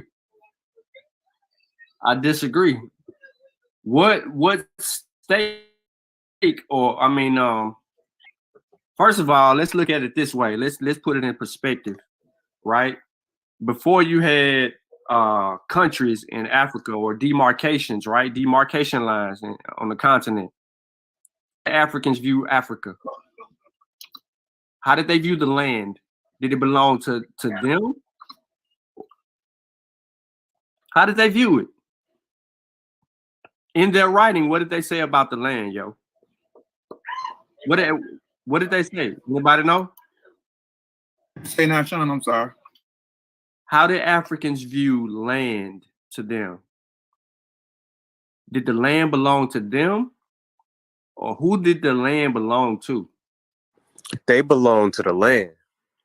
All right, thank you for answering the question. So if they belong to the land and they didn't demarcate the continent, someone else did created these demarcation lines. Why would they have a sense to want to rule the world when they never even wanted to leave from where they was at, unless danger pursued and they needed to migrate because of circumstance? Yeah, I don't want to deal with that. That's why I say that at that time, that I mean, that was, you know, that train of thought was a detriment. All we really needed at that time was reacclimating ourselves to who we were before all this mumbo jumbo, and we would have thrived because we were thriving. And I'm not saying thriving as being successful, but I'm saying at the time that we were writing against Western, Westerners, and we were being able to travel, and we were being able to reconnect and reestablish relationships with the continent, right? Because you had the Back to Africa stuff going on and all of that. You had this Enlightenment age where we're getting our hands on information that we weren't privy to at first, and now we got more people reading, and more people beginning to write, and more people starting to realize that, hey, when we came over here, my granny always told me I was from Africa. You know what I'm saying? You had that going on, so people started to figure that out, and then people started to get their hands on stuff that was substantial to them, and then you had people apologizing. Yeah, I mean, our ego was bruised. Yeah, at that time, we looked at ourselves kind of sideways and crazy, but not everybody, because a group of people stood up to that and began to sneak and read and then look for themselves in stuff like the Bible, which was a curse in itself. But outside of that, you know what I'm saying? Hey, Sean, hold on, man. Our brother Snotball. It's the last couple comments. I'm trying to figure out what is he saying, because first he said Mesoamericans came to the same conclusion, some of the same conclusions. No. What, man? No. Snotball. Let's just keep it simple, bro. Tell us which Mesoamericans came to the same conclusion. But then, hold on. But then this statement that facts and evidence are not synonyms for truth. So if something is a fact, is it not true? I'm just trying to figure out the logic. Like, I'm not trying to attack you. This ain't that. Like, I'm just trying to figure out, because reading that in any context, the last time I checked the words facts and evidence, the evidence shows if something is, you see what I'm saying, if it's true. So how are they not, those words go together?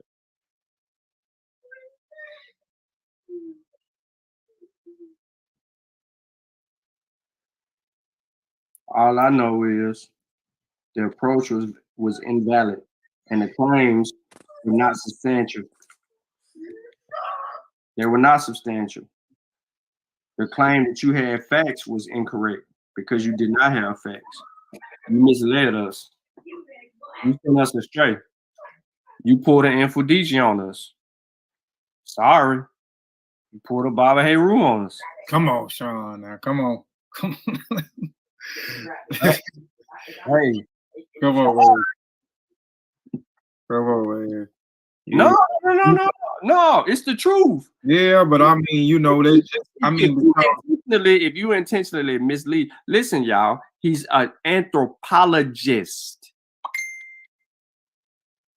That means he's trained in the field. That means he has to have some type of methodology because he was an anthropologist and linguist. Now. But he relied on somebody else's linguistic work, so he couldn't construct it. Right. So what I'm saying is, how when you look at the evidence, how did you review the evidence? Because those people, those Mesoamericans, was writing and they telling you right there. So why would you just skip right over these people and what they got going on to centralize us in this area that we weren't at? What does, all right, so what I want to know is outside of corn, what groundbreaking idea did Mesoamericans give the world?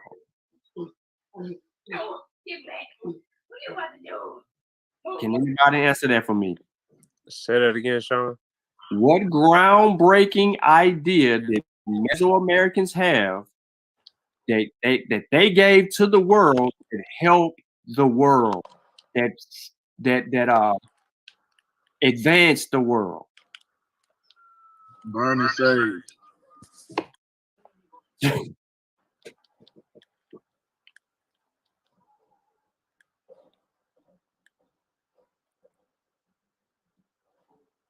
Nah, are you listening, bro? Before I tell your stuff down, the premise of anyone coming to that conclusion is faulty based on the grounds of bad research methodology. So if you say that someone else says something, because remember this, Leo Wiener said it too. Van Sertima tells you that. He relied on Leo Wiener. And hold on. When you go check his sources, they get interrupted. This word, okay, so this is something that I see a lot, which is why I just stopped having conversations with people. Not to say that towards anybody in the chat, but with people outside of our circles that I know you all with. I chose not to be in those circles because let me just define what I mean by the word true and truth. I don't get into the personal truth thing where what's true for me is not true for you. I really don't talk like that. I try to be as direct and blunt as possible because the semantic field, it seems to grow every time I have a conversation with somebody about consciousness, about truth, about facts, about Africans, about Black people, about everything. Everything seems to be we're not having the same conversation with the same definitions. So, okay. So the word truth implies that this is what is. It's true, like as in a true or false question. True or false, everyone commenting in the chat right now has function of their brain, their fingers, their eyes, and they can make reasonable sense of the words on the screen. That is true. That's not a personal truth. That's just what is for us to use the technology. We have to be in our right faculties to be able to communicate via technology. That is true. You see what I'm saying? I'm coming from as I like to say, a physics point of view of what is, not what I think it is, not what Black people in South Carolina want it to be versus Black people in Florida. No, I'm talking about what's true in South Carolina, Florida, and everywhere in between. So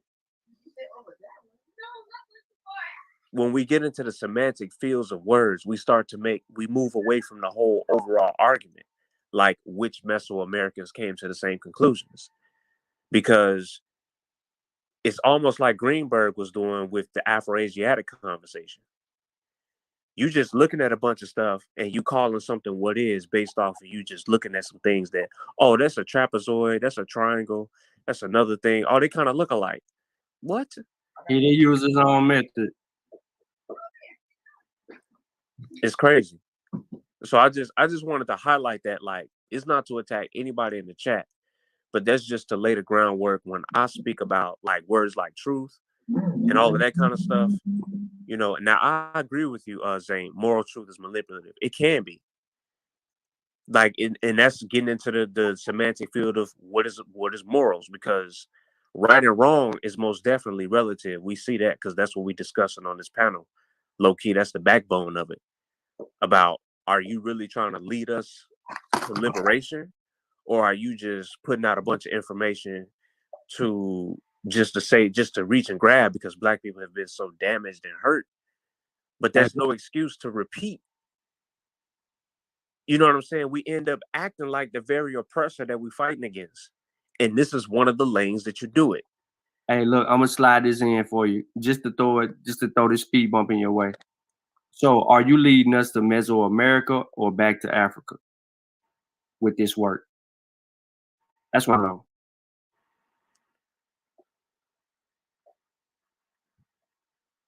At the end of the day, the question remains, are you leading us to Mesoamerica or back to Africa?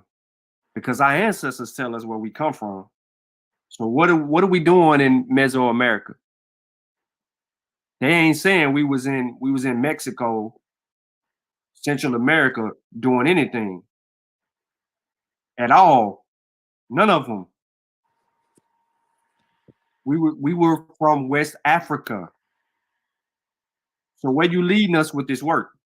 And then my questions still stand. Where is your where is your translation of an Arabic text written during the time of Mansa Musa, outside of Mansa Musa telling the story that's actually from West Africa? I want it from a West African Muslim scholar telling the story about an Abubakar II, and then I want the Sesh Metal Netch. I want the Renetch.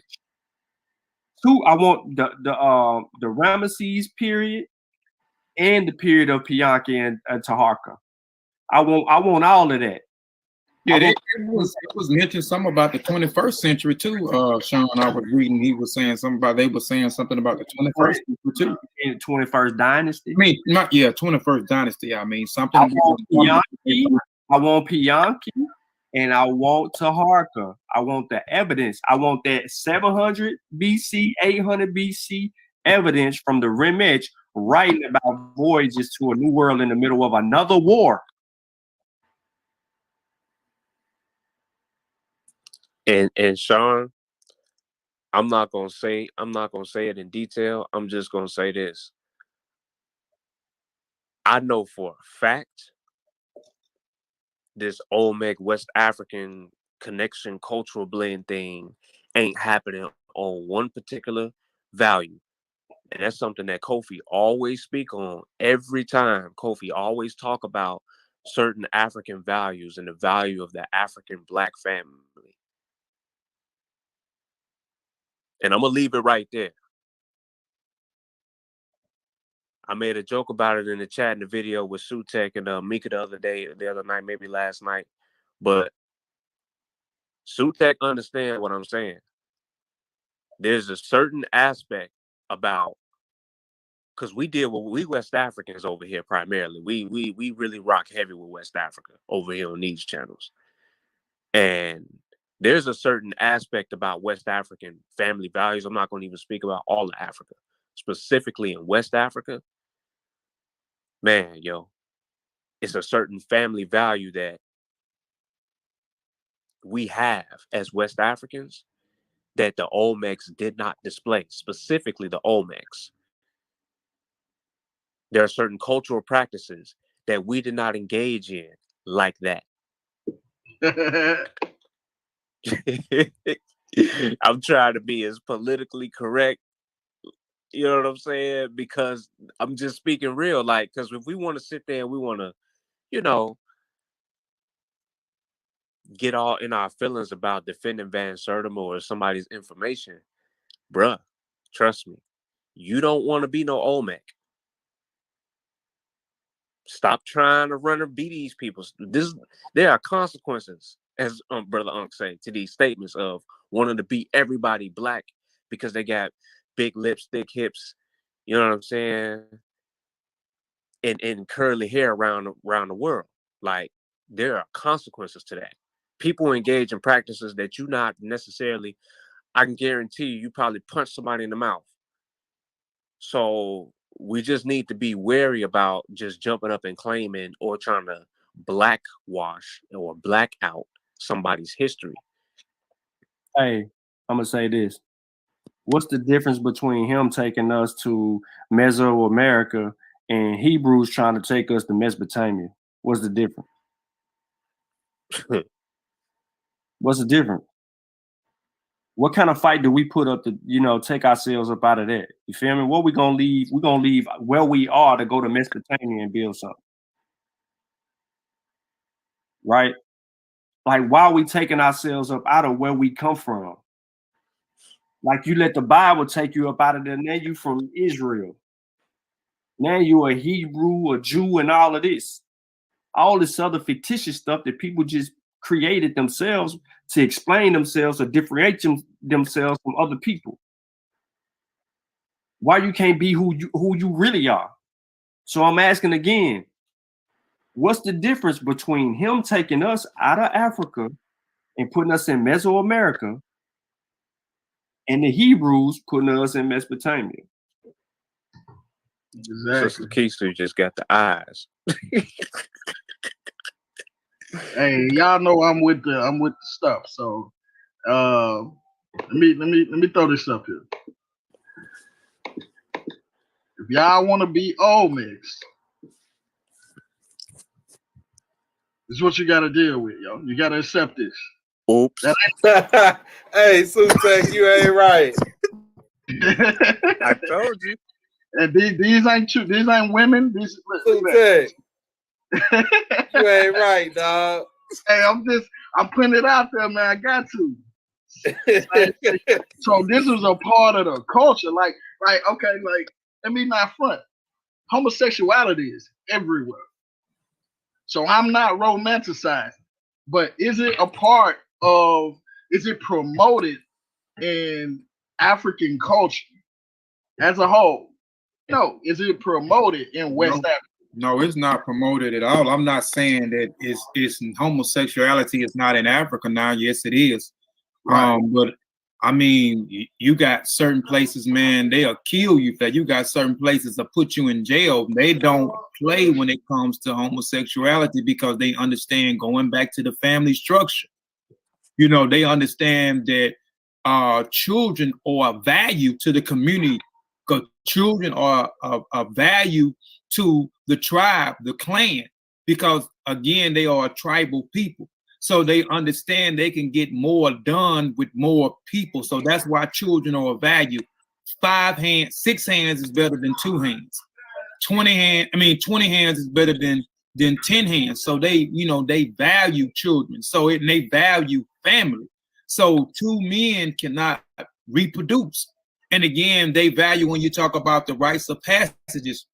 In African culture, you talk mostly when you talk about, I'm saying mostly because I can point out a particular group in East Africa have children outside of being married. But for most other cultures, you know, when you talk about marriage is a part of the rites of passage, which means it's a part of the demarcation stages of life. So each stage that you go through, you know, is different development. And then we're talking about another rites of passage, and that is to get married. And again, I say the same thing, and people might get tired of that. When you talk about marriage, you got to talk about procreation. Procreation go hand in hand.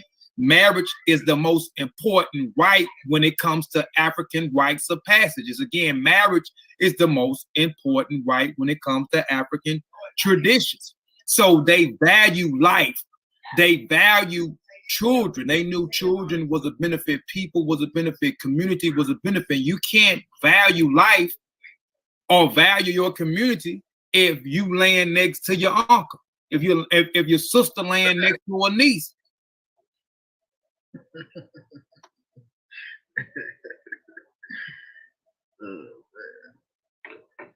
Crazy. But yeah, man. I know this. Can I read this, y'all? Go ahead. I was gonna go into this. I mean, and it's and I'm not gonna say any name, you know what I'm saying, because there are gonna be some people that come back, and there's gonna be some people that maybe looked at this or popped in and looked at it, popped out, looked in it, popped in and looked in it, because the discussions that we've been having around this, and people been putting words in our mouth with things that we don't even say. People been taking offense when we're being tasteful and we're being very respectful, and we're doing what like we keep saying, what the ancestors asked for us to do. But it says Ivan Van Sertima work will continue as we are in process of comparing omics with Black African language using a scientific method of historical linguistics. How to spot a phony intellectual. And Sean, you said this may not be directed toward us, right, huh? Because I really think it is. But I mean, I'm not gonna say the brother's name, but it says how to spot a phony intellectual. Let me just say what now? He can say, dude can say whatever he want to say, but he ain't gonna direct his energy. Because every time he direct his energy, he falls. Right. Oh, he just talking. Right. So he said they will always try to belittle another with themselves, have never published a data or research in a scientific setting. So that part, you know, if he's directing that toward us and he's saying we're phony intellectuals, and that we have never tried or belittle. We hadn't belittled anyone, belittle another when themselves have never published data or research in a scientific setting. And I'm saying this may be coincidental, or it may not, because this was posted like after the show that we did the other day. Might have been yesterday, be exact. Data research and scientific setting. We have published things, sir, and some on these same issues we talked about. I mean, some of the certain things that's been going around. We have publications on that, sir. But it says they will say words and phrases like retiring someone research or debunking without presenting a scientific methodology to observe rather than present data or true or false scientifically.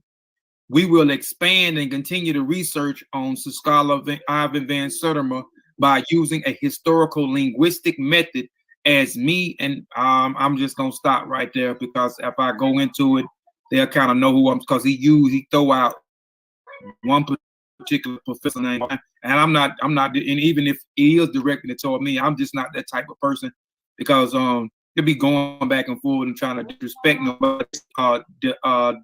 Diop and Obinga hypothesis, let us clear YouTube videos or simply not enough, and is not most unscientific platform.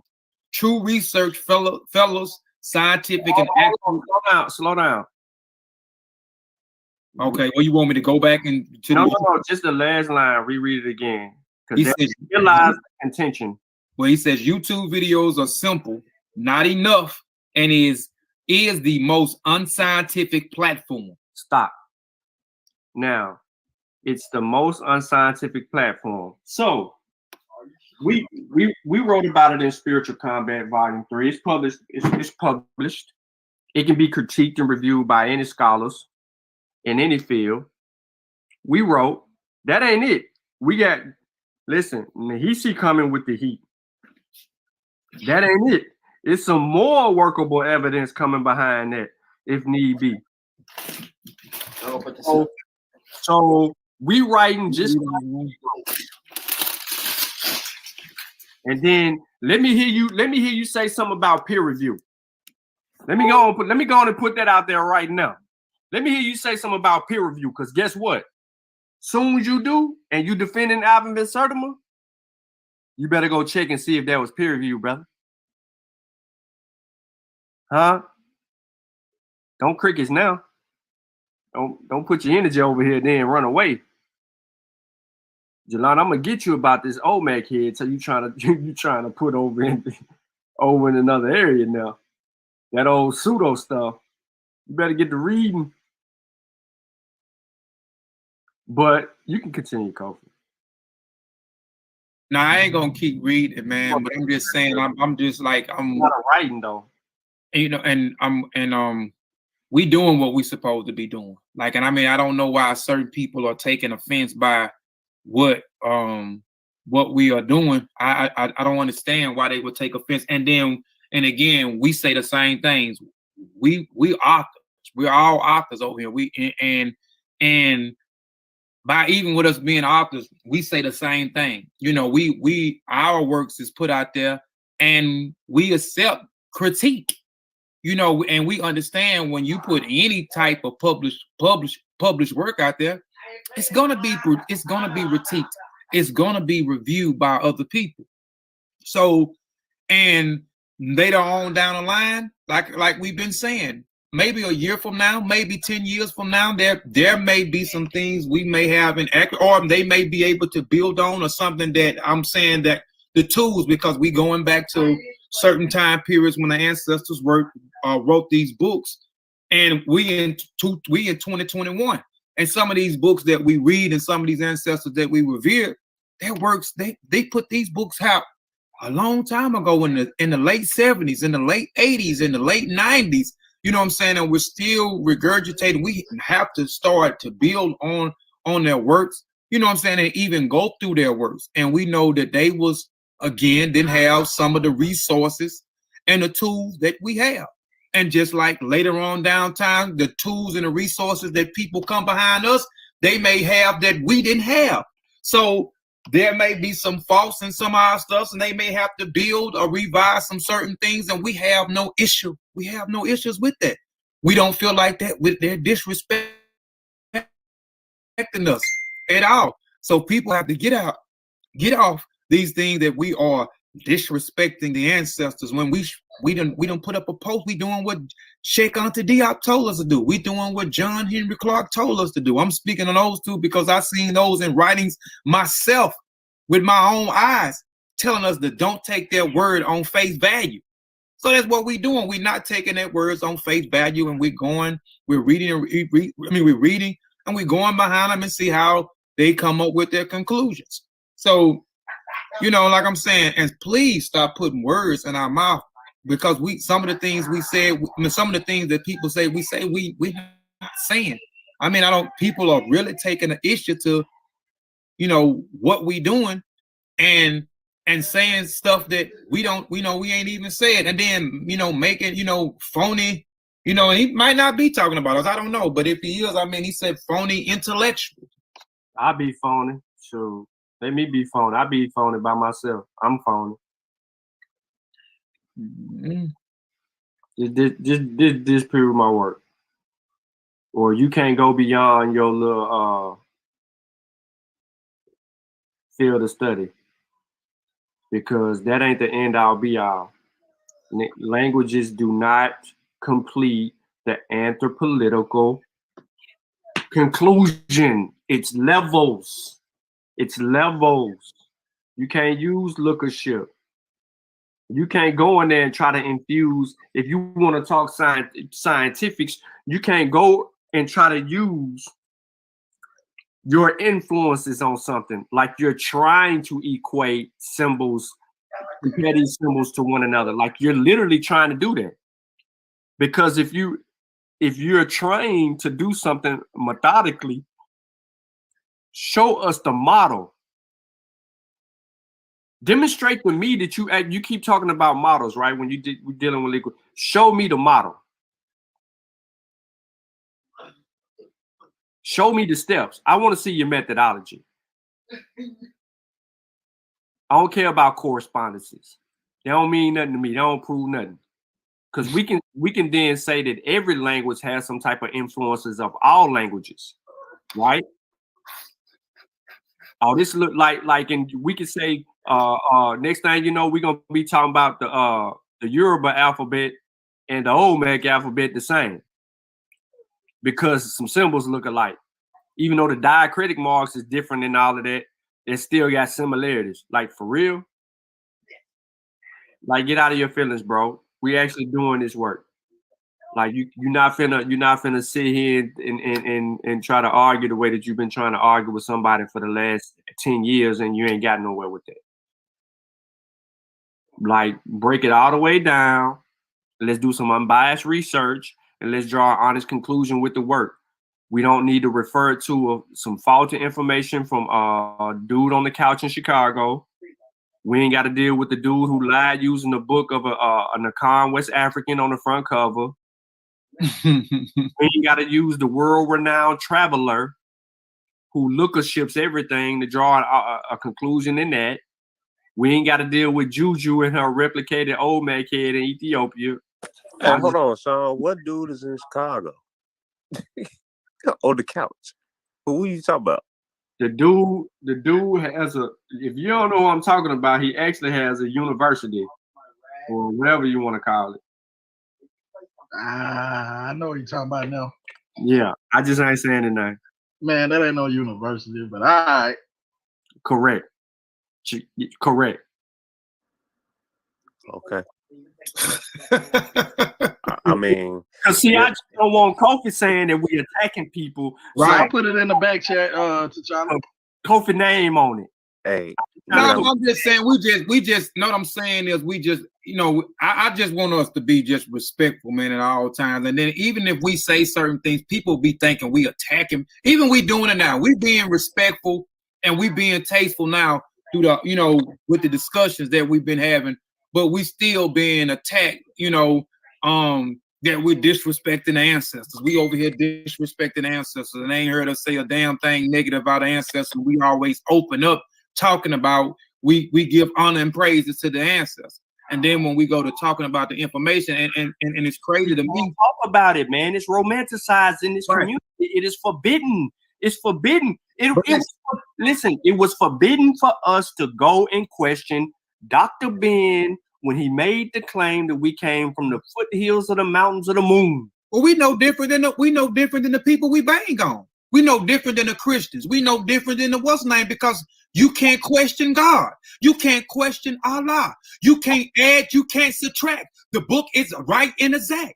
So we might as well be like them then. Why are we attacking them? I thought you was about to bust a float, boy. Because that's crazy to me. That's like I'm serious. It's fucking crazy to me. Like, we always banging on people, man, but we turn around and do the same. We do the same thing that that the people that we talk about. So if we can't do that, we might as well be Christian. We can't question, because the same thing with them. You can't question God. You can't question Allah. So, and you can't add and you can't subtract. The book is right and exact. So I'm saying we might as well be like them.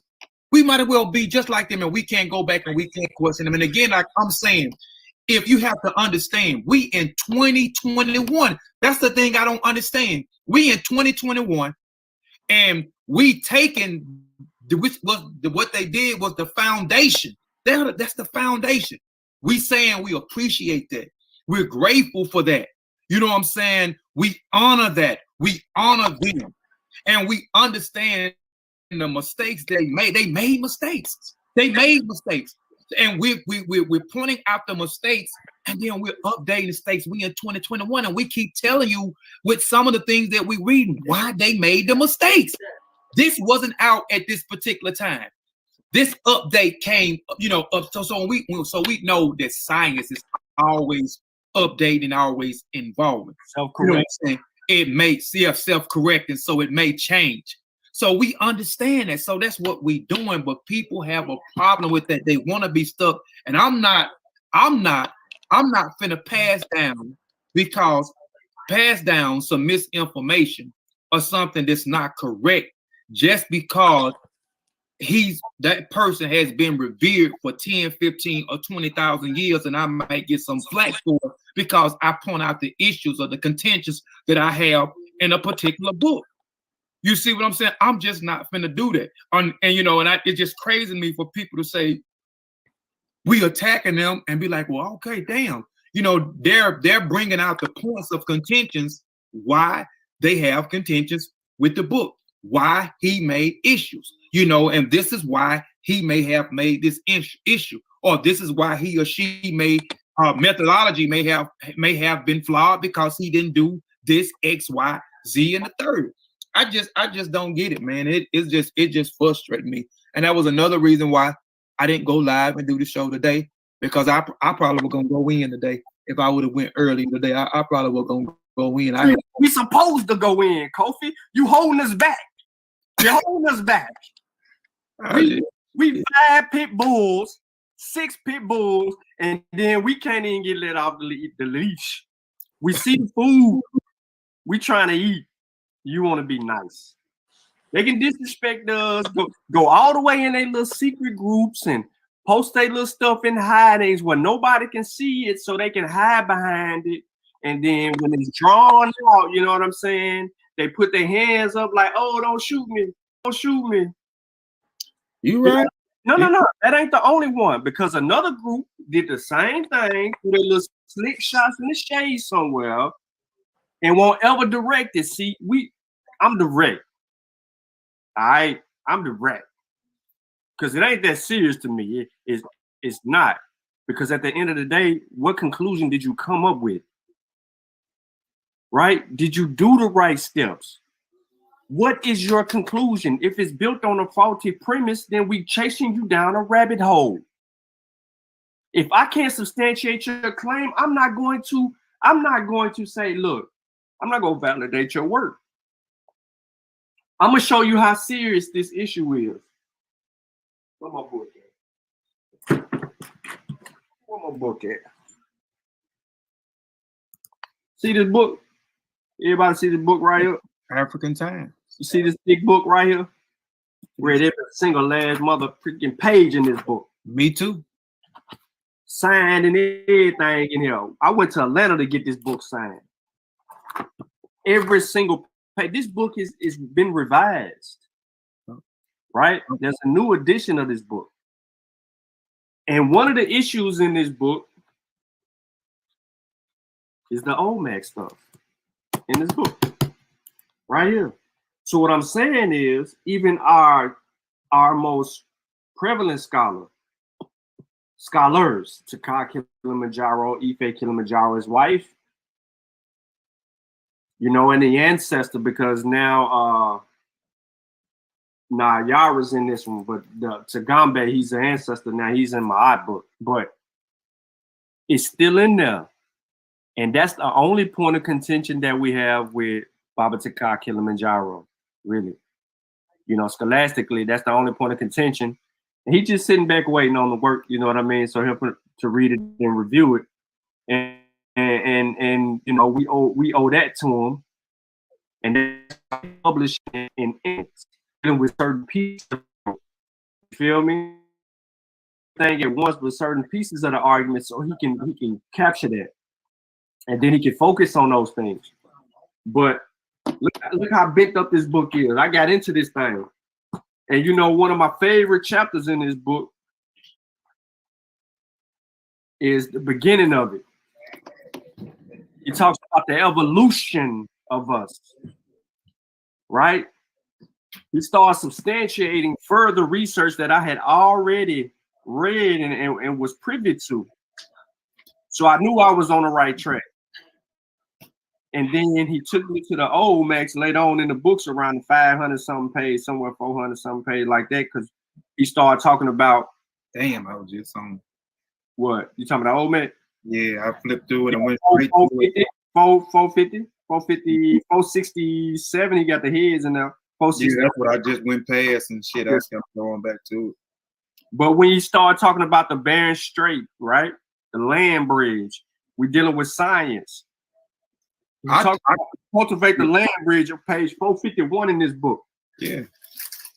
Yeah. I talked about that in volume 2. Correct. Which right here we source them. So we sourcing them. Right. Right? Right. Sourcing them. And then he takes us to the dang old Mac heads. Right? And that's our only point of contention in his work is when we get to the period of where we got to deal with the old Mac, because he relied on research from there. But see, he told us to build teams, right? Yep. We got to update that because he told us to build teams. But then he don't talk about it too long because he get right back on to chapter 13. He deal with Africans and the development of the United States. So it's not a lot that he don't really add too much to Van Sertima's stuff, but he deals with a little bit of that, not a lot, just a little bit. And you know, those are the point of contentions. But we ain't gonna write no whole book discrediting all the work that's in here. It would be useless because we agree with a lot of the work. You see how I got it marked up and all that. This here, I ain't gonna even lie to you. This here book is my go-to. You know, I got a few go-to books. This here is like one of my go-to books here, man. It's one of my go-to books, man. When I used to sit in the car and read this stuff, man, while I was at work or under a tree on my lunch break, when I was fasting, just sit there and just read. But the whole point is I brought that out because that information from Van Sertima is getting into work like this, and you know what I mean? It's causing not major friction or anything like that, but it's causing us to be like, well, why would he put that in here?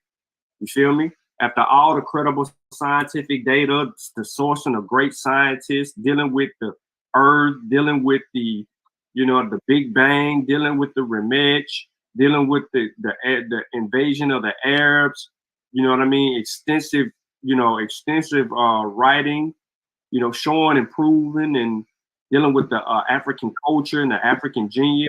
It's a little there's some little things in here, but it's not enough for me to be like, man, this book trash. When I say little things, I'm saying little things like they can be corrected as far as perspective, but nothing that will falter, make the work faulty. Like I said, the point of contention is when we cross the Bering Strait, and then we start getting into the Mesoamerican stuff and bring out the old man. But other than that, you know what I mean? I don't know if you built for that heavyweight work like that. You know what I'm saying? That book, like when I started reading this book in 2000 and might have been 16, 17, I can't remember, but I know this was one of my favorite books because, and what I mean by one of my favorite books is I couldn't stop reading. Like I couldn't stop reading. Like certain books I can read, and which one that is? Box 2. Yeah, I got that one too. I hadn't read Box. I got it, but I hadn't read it. I don't think I read Box.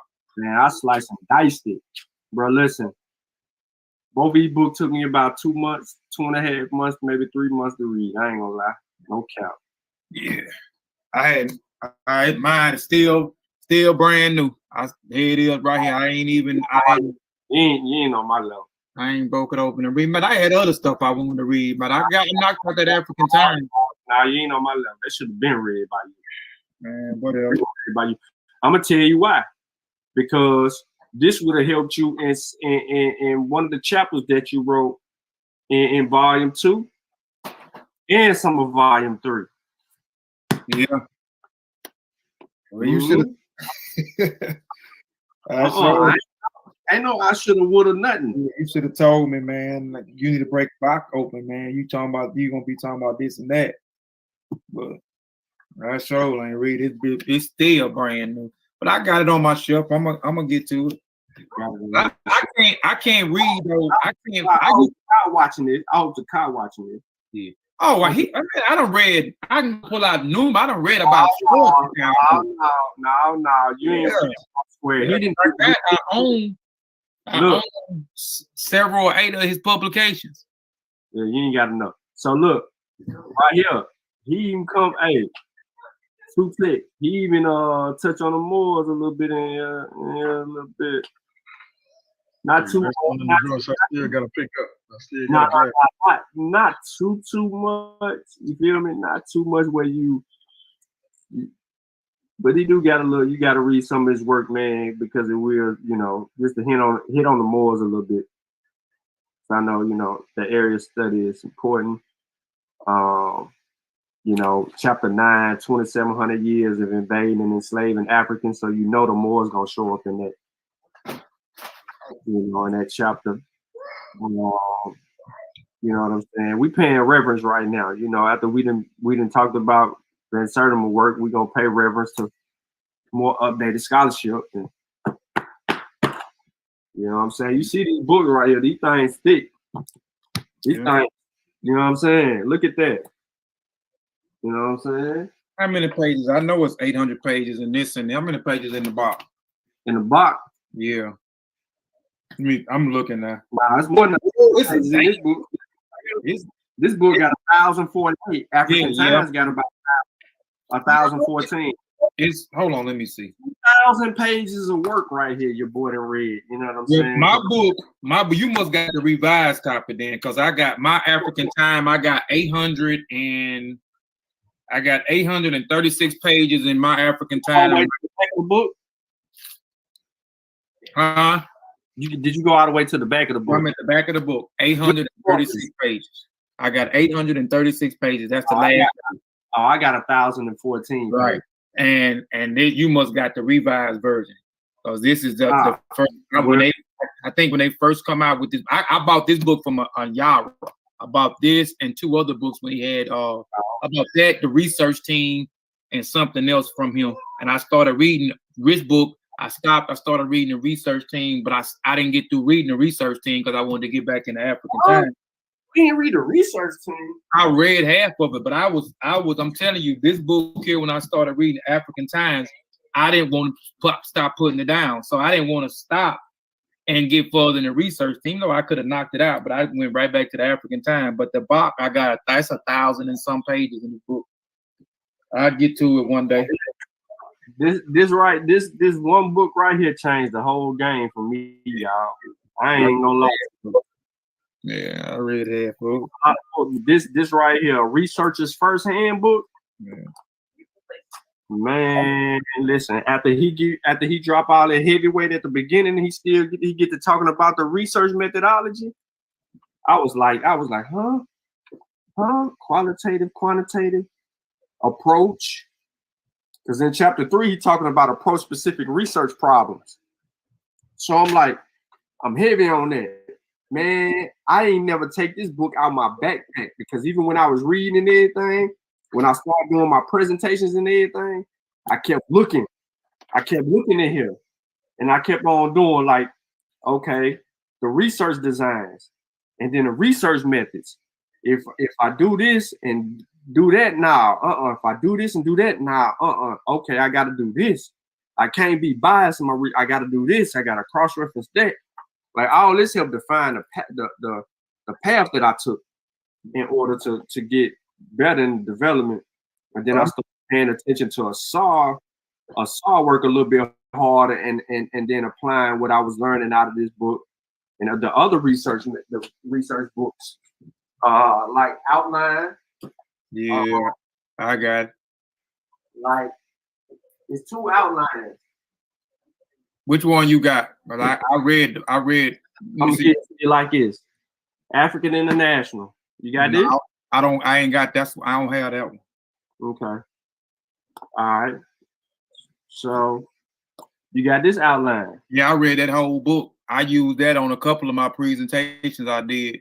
Shit, I read that book twice to be exact, because I read it one time and then read it before I did my what's the name presentation. What about this right here? This is a methodological book right here. Restoring fundamentals of accurate historical research. No, every time I go on their website, when I used to go on their website to order that book is always out. It's and they out of stock.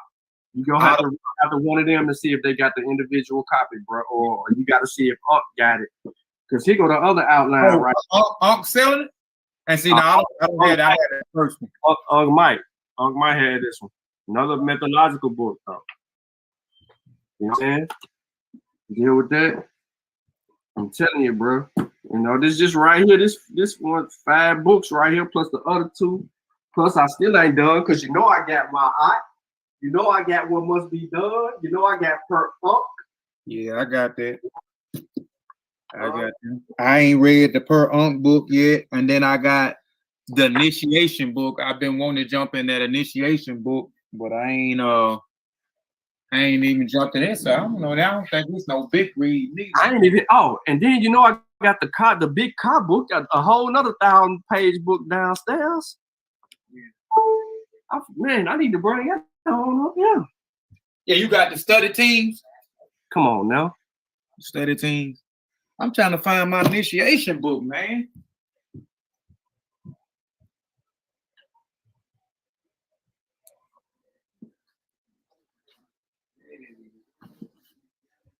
Shit, this the latest book they got right here.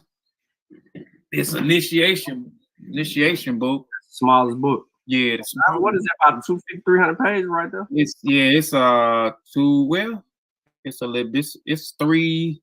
Shit, I didn't think it was that many pages in here. It's 331. 331. I bought it a couple of months ago. I ain't checked it out yet. I ain't looked in it yet. Yeah, I got that right there. You hit me up, you know what I'm saying? I got that right there. That old box is right there. Them boys ain't about nothing, bro. Fresh pages. You still ain't got yours? Them phoning into I'm supposed to have, you talking about the revised copy? Yeah. I have them Wednesday. They'll be here Wednesday. Oh, but these boys ain't about what? Them phony intellectuals, man. Phony intellectuals. They phony intellectual, man. They ain't about nothing. They ain't about nothing. Rolling. Oh man, I did all that old, flousing the books. And I ain't show you my other bag up.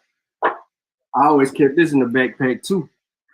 Yeah, I don't have that one either. Yeah, I know you don't, because you ain't big on this. See, I'm big on this. See, this is why I can call out certain people who say challenge my information, is my information incorrect? Your information may be solid, but you can come to a conclusion with the information you got. You know what I'm saying? Just because you can come to a false conclusion, or you actually can get something right using faulty methodology. When you go through it, you might not have it all the way solid. Yeah, I mean that's the only research book theirs I don't have right there. That book there I don't have. That one and that one the research book. Procedural steps. Steps in planning good research. I made sure to do that.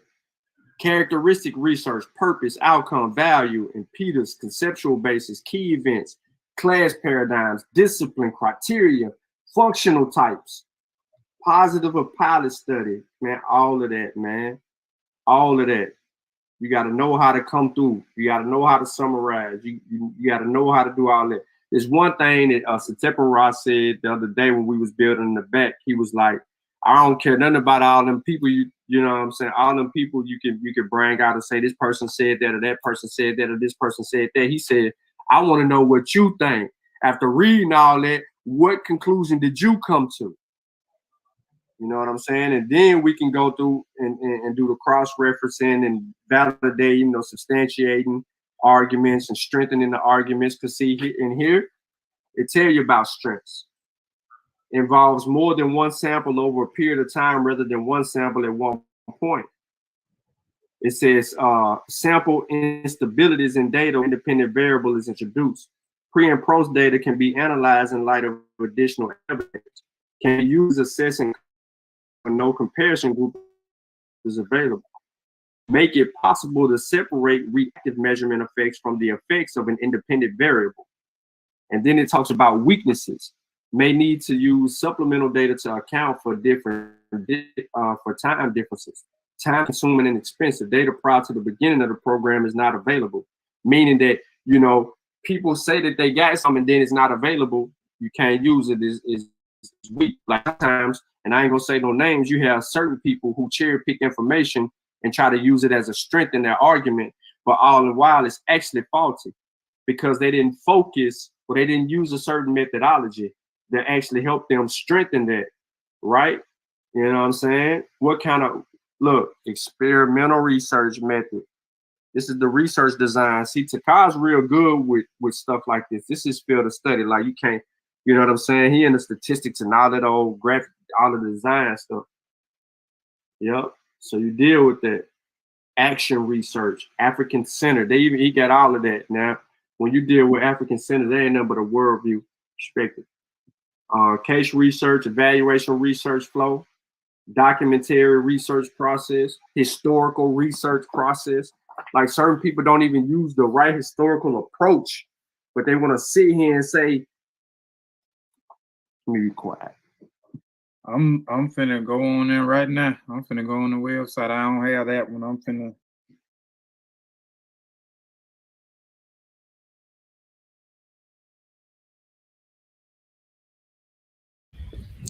Yo, so shit, I'm dropping shit. That stream only had like a few more minutes left, so I'm gonna end it right there. Cut it off. I need to make a run. So hopefully somebody took something away from this bill. I may be coming back later on, depending on if any other brothers got anything going on, or if not, then I'll be back tomorrow maybe. But again, man, hopefully everybody, all the mothers, had a good Mother's Day. All the men, make sure that you celebrate these women, show them some love today. It's their day. Appreciate everybody for coming through. Make sure you like the show if you haven't already. Make sure you share the show with those that may be interested in this type of information. And if you haven't subscribed, make sure you subscribe. Pick up some of our. I put the link in the chat for University of Kemet Press, brother Takai Kilimanjaro's publishing company, with all those books that the brothers was talking about at the end. Also, make sure you go to Same Tree Different Branch Publishing and pick up some of our work. And make sure you go to Invoker Clothing and or Family Connect Apparel and pick up some of our clothing from our clothing brand. We got plenty of stuff for everybody. So appreciate y'all, man. Appreciate y'all for coming through. I'll be back. This is gonna be a reoccurring theme. But yeah, y'all enjoy the rest of y'all day.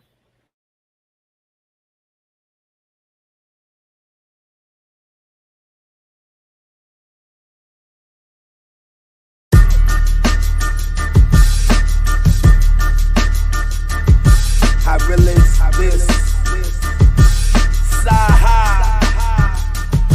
I'm from where the hammers wrong.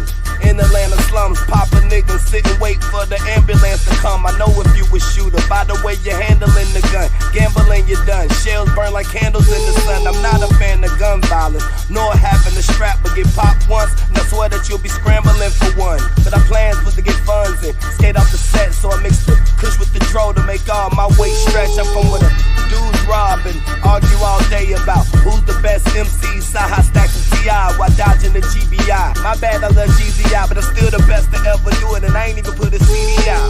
So the next time you say that I ain't got no lyricists, I just think you ain't got a taste for this exquisite shit. My verses are like Leviticus to the underprivileged. I make music for the world, you make music for a stripper bitch. Nick Black leather, beret cap era, guns at your capital, take it to that measure. It's Huey, nigga. It's Huey, nigga. Never been a victim, a rebel against the system. Lames wanna diss them and women just wanna kiss them. It's Huey, nigga. It's Huey, nigga. It's that God flow, what they nailed Jesus to the cross for. And he came back 3 days after he died flow. This Pablo, talking to kids in Chicago, mob flow. This that midget New Jersey drive flow. Side note, I wrote this rap with my eyes closed, bravo. Cause it came out clean as the Moss flow, Costco. Hoes selling they twat for a car note. Benny Hunters and Roscoe, Picasso. Knives mixed with a pop flow. Rappers can't stand me. This that Grammy knife flow. Let me stop though, cause I'm going digital with the syllables. Saw the press and the royalty like residual. These hoes for me, they supposed to be hospitable. When they in the house with a nigga that's not typical, this not fictional. I run this bitch like elliptical. Can another rapper come out of Atlanta if he not lyrical? Nigga, black leather, beret cap era, guns at your capital, take it to that measure. It's Huey, nigga. It's Huey, nigga. Never been a victim, a rebel against the system. Lames wanna diss them and women just wanna kiss them. It's Huey, nigga. It's Huey, nigga. This that shot right.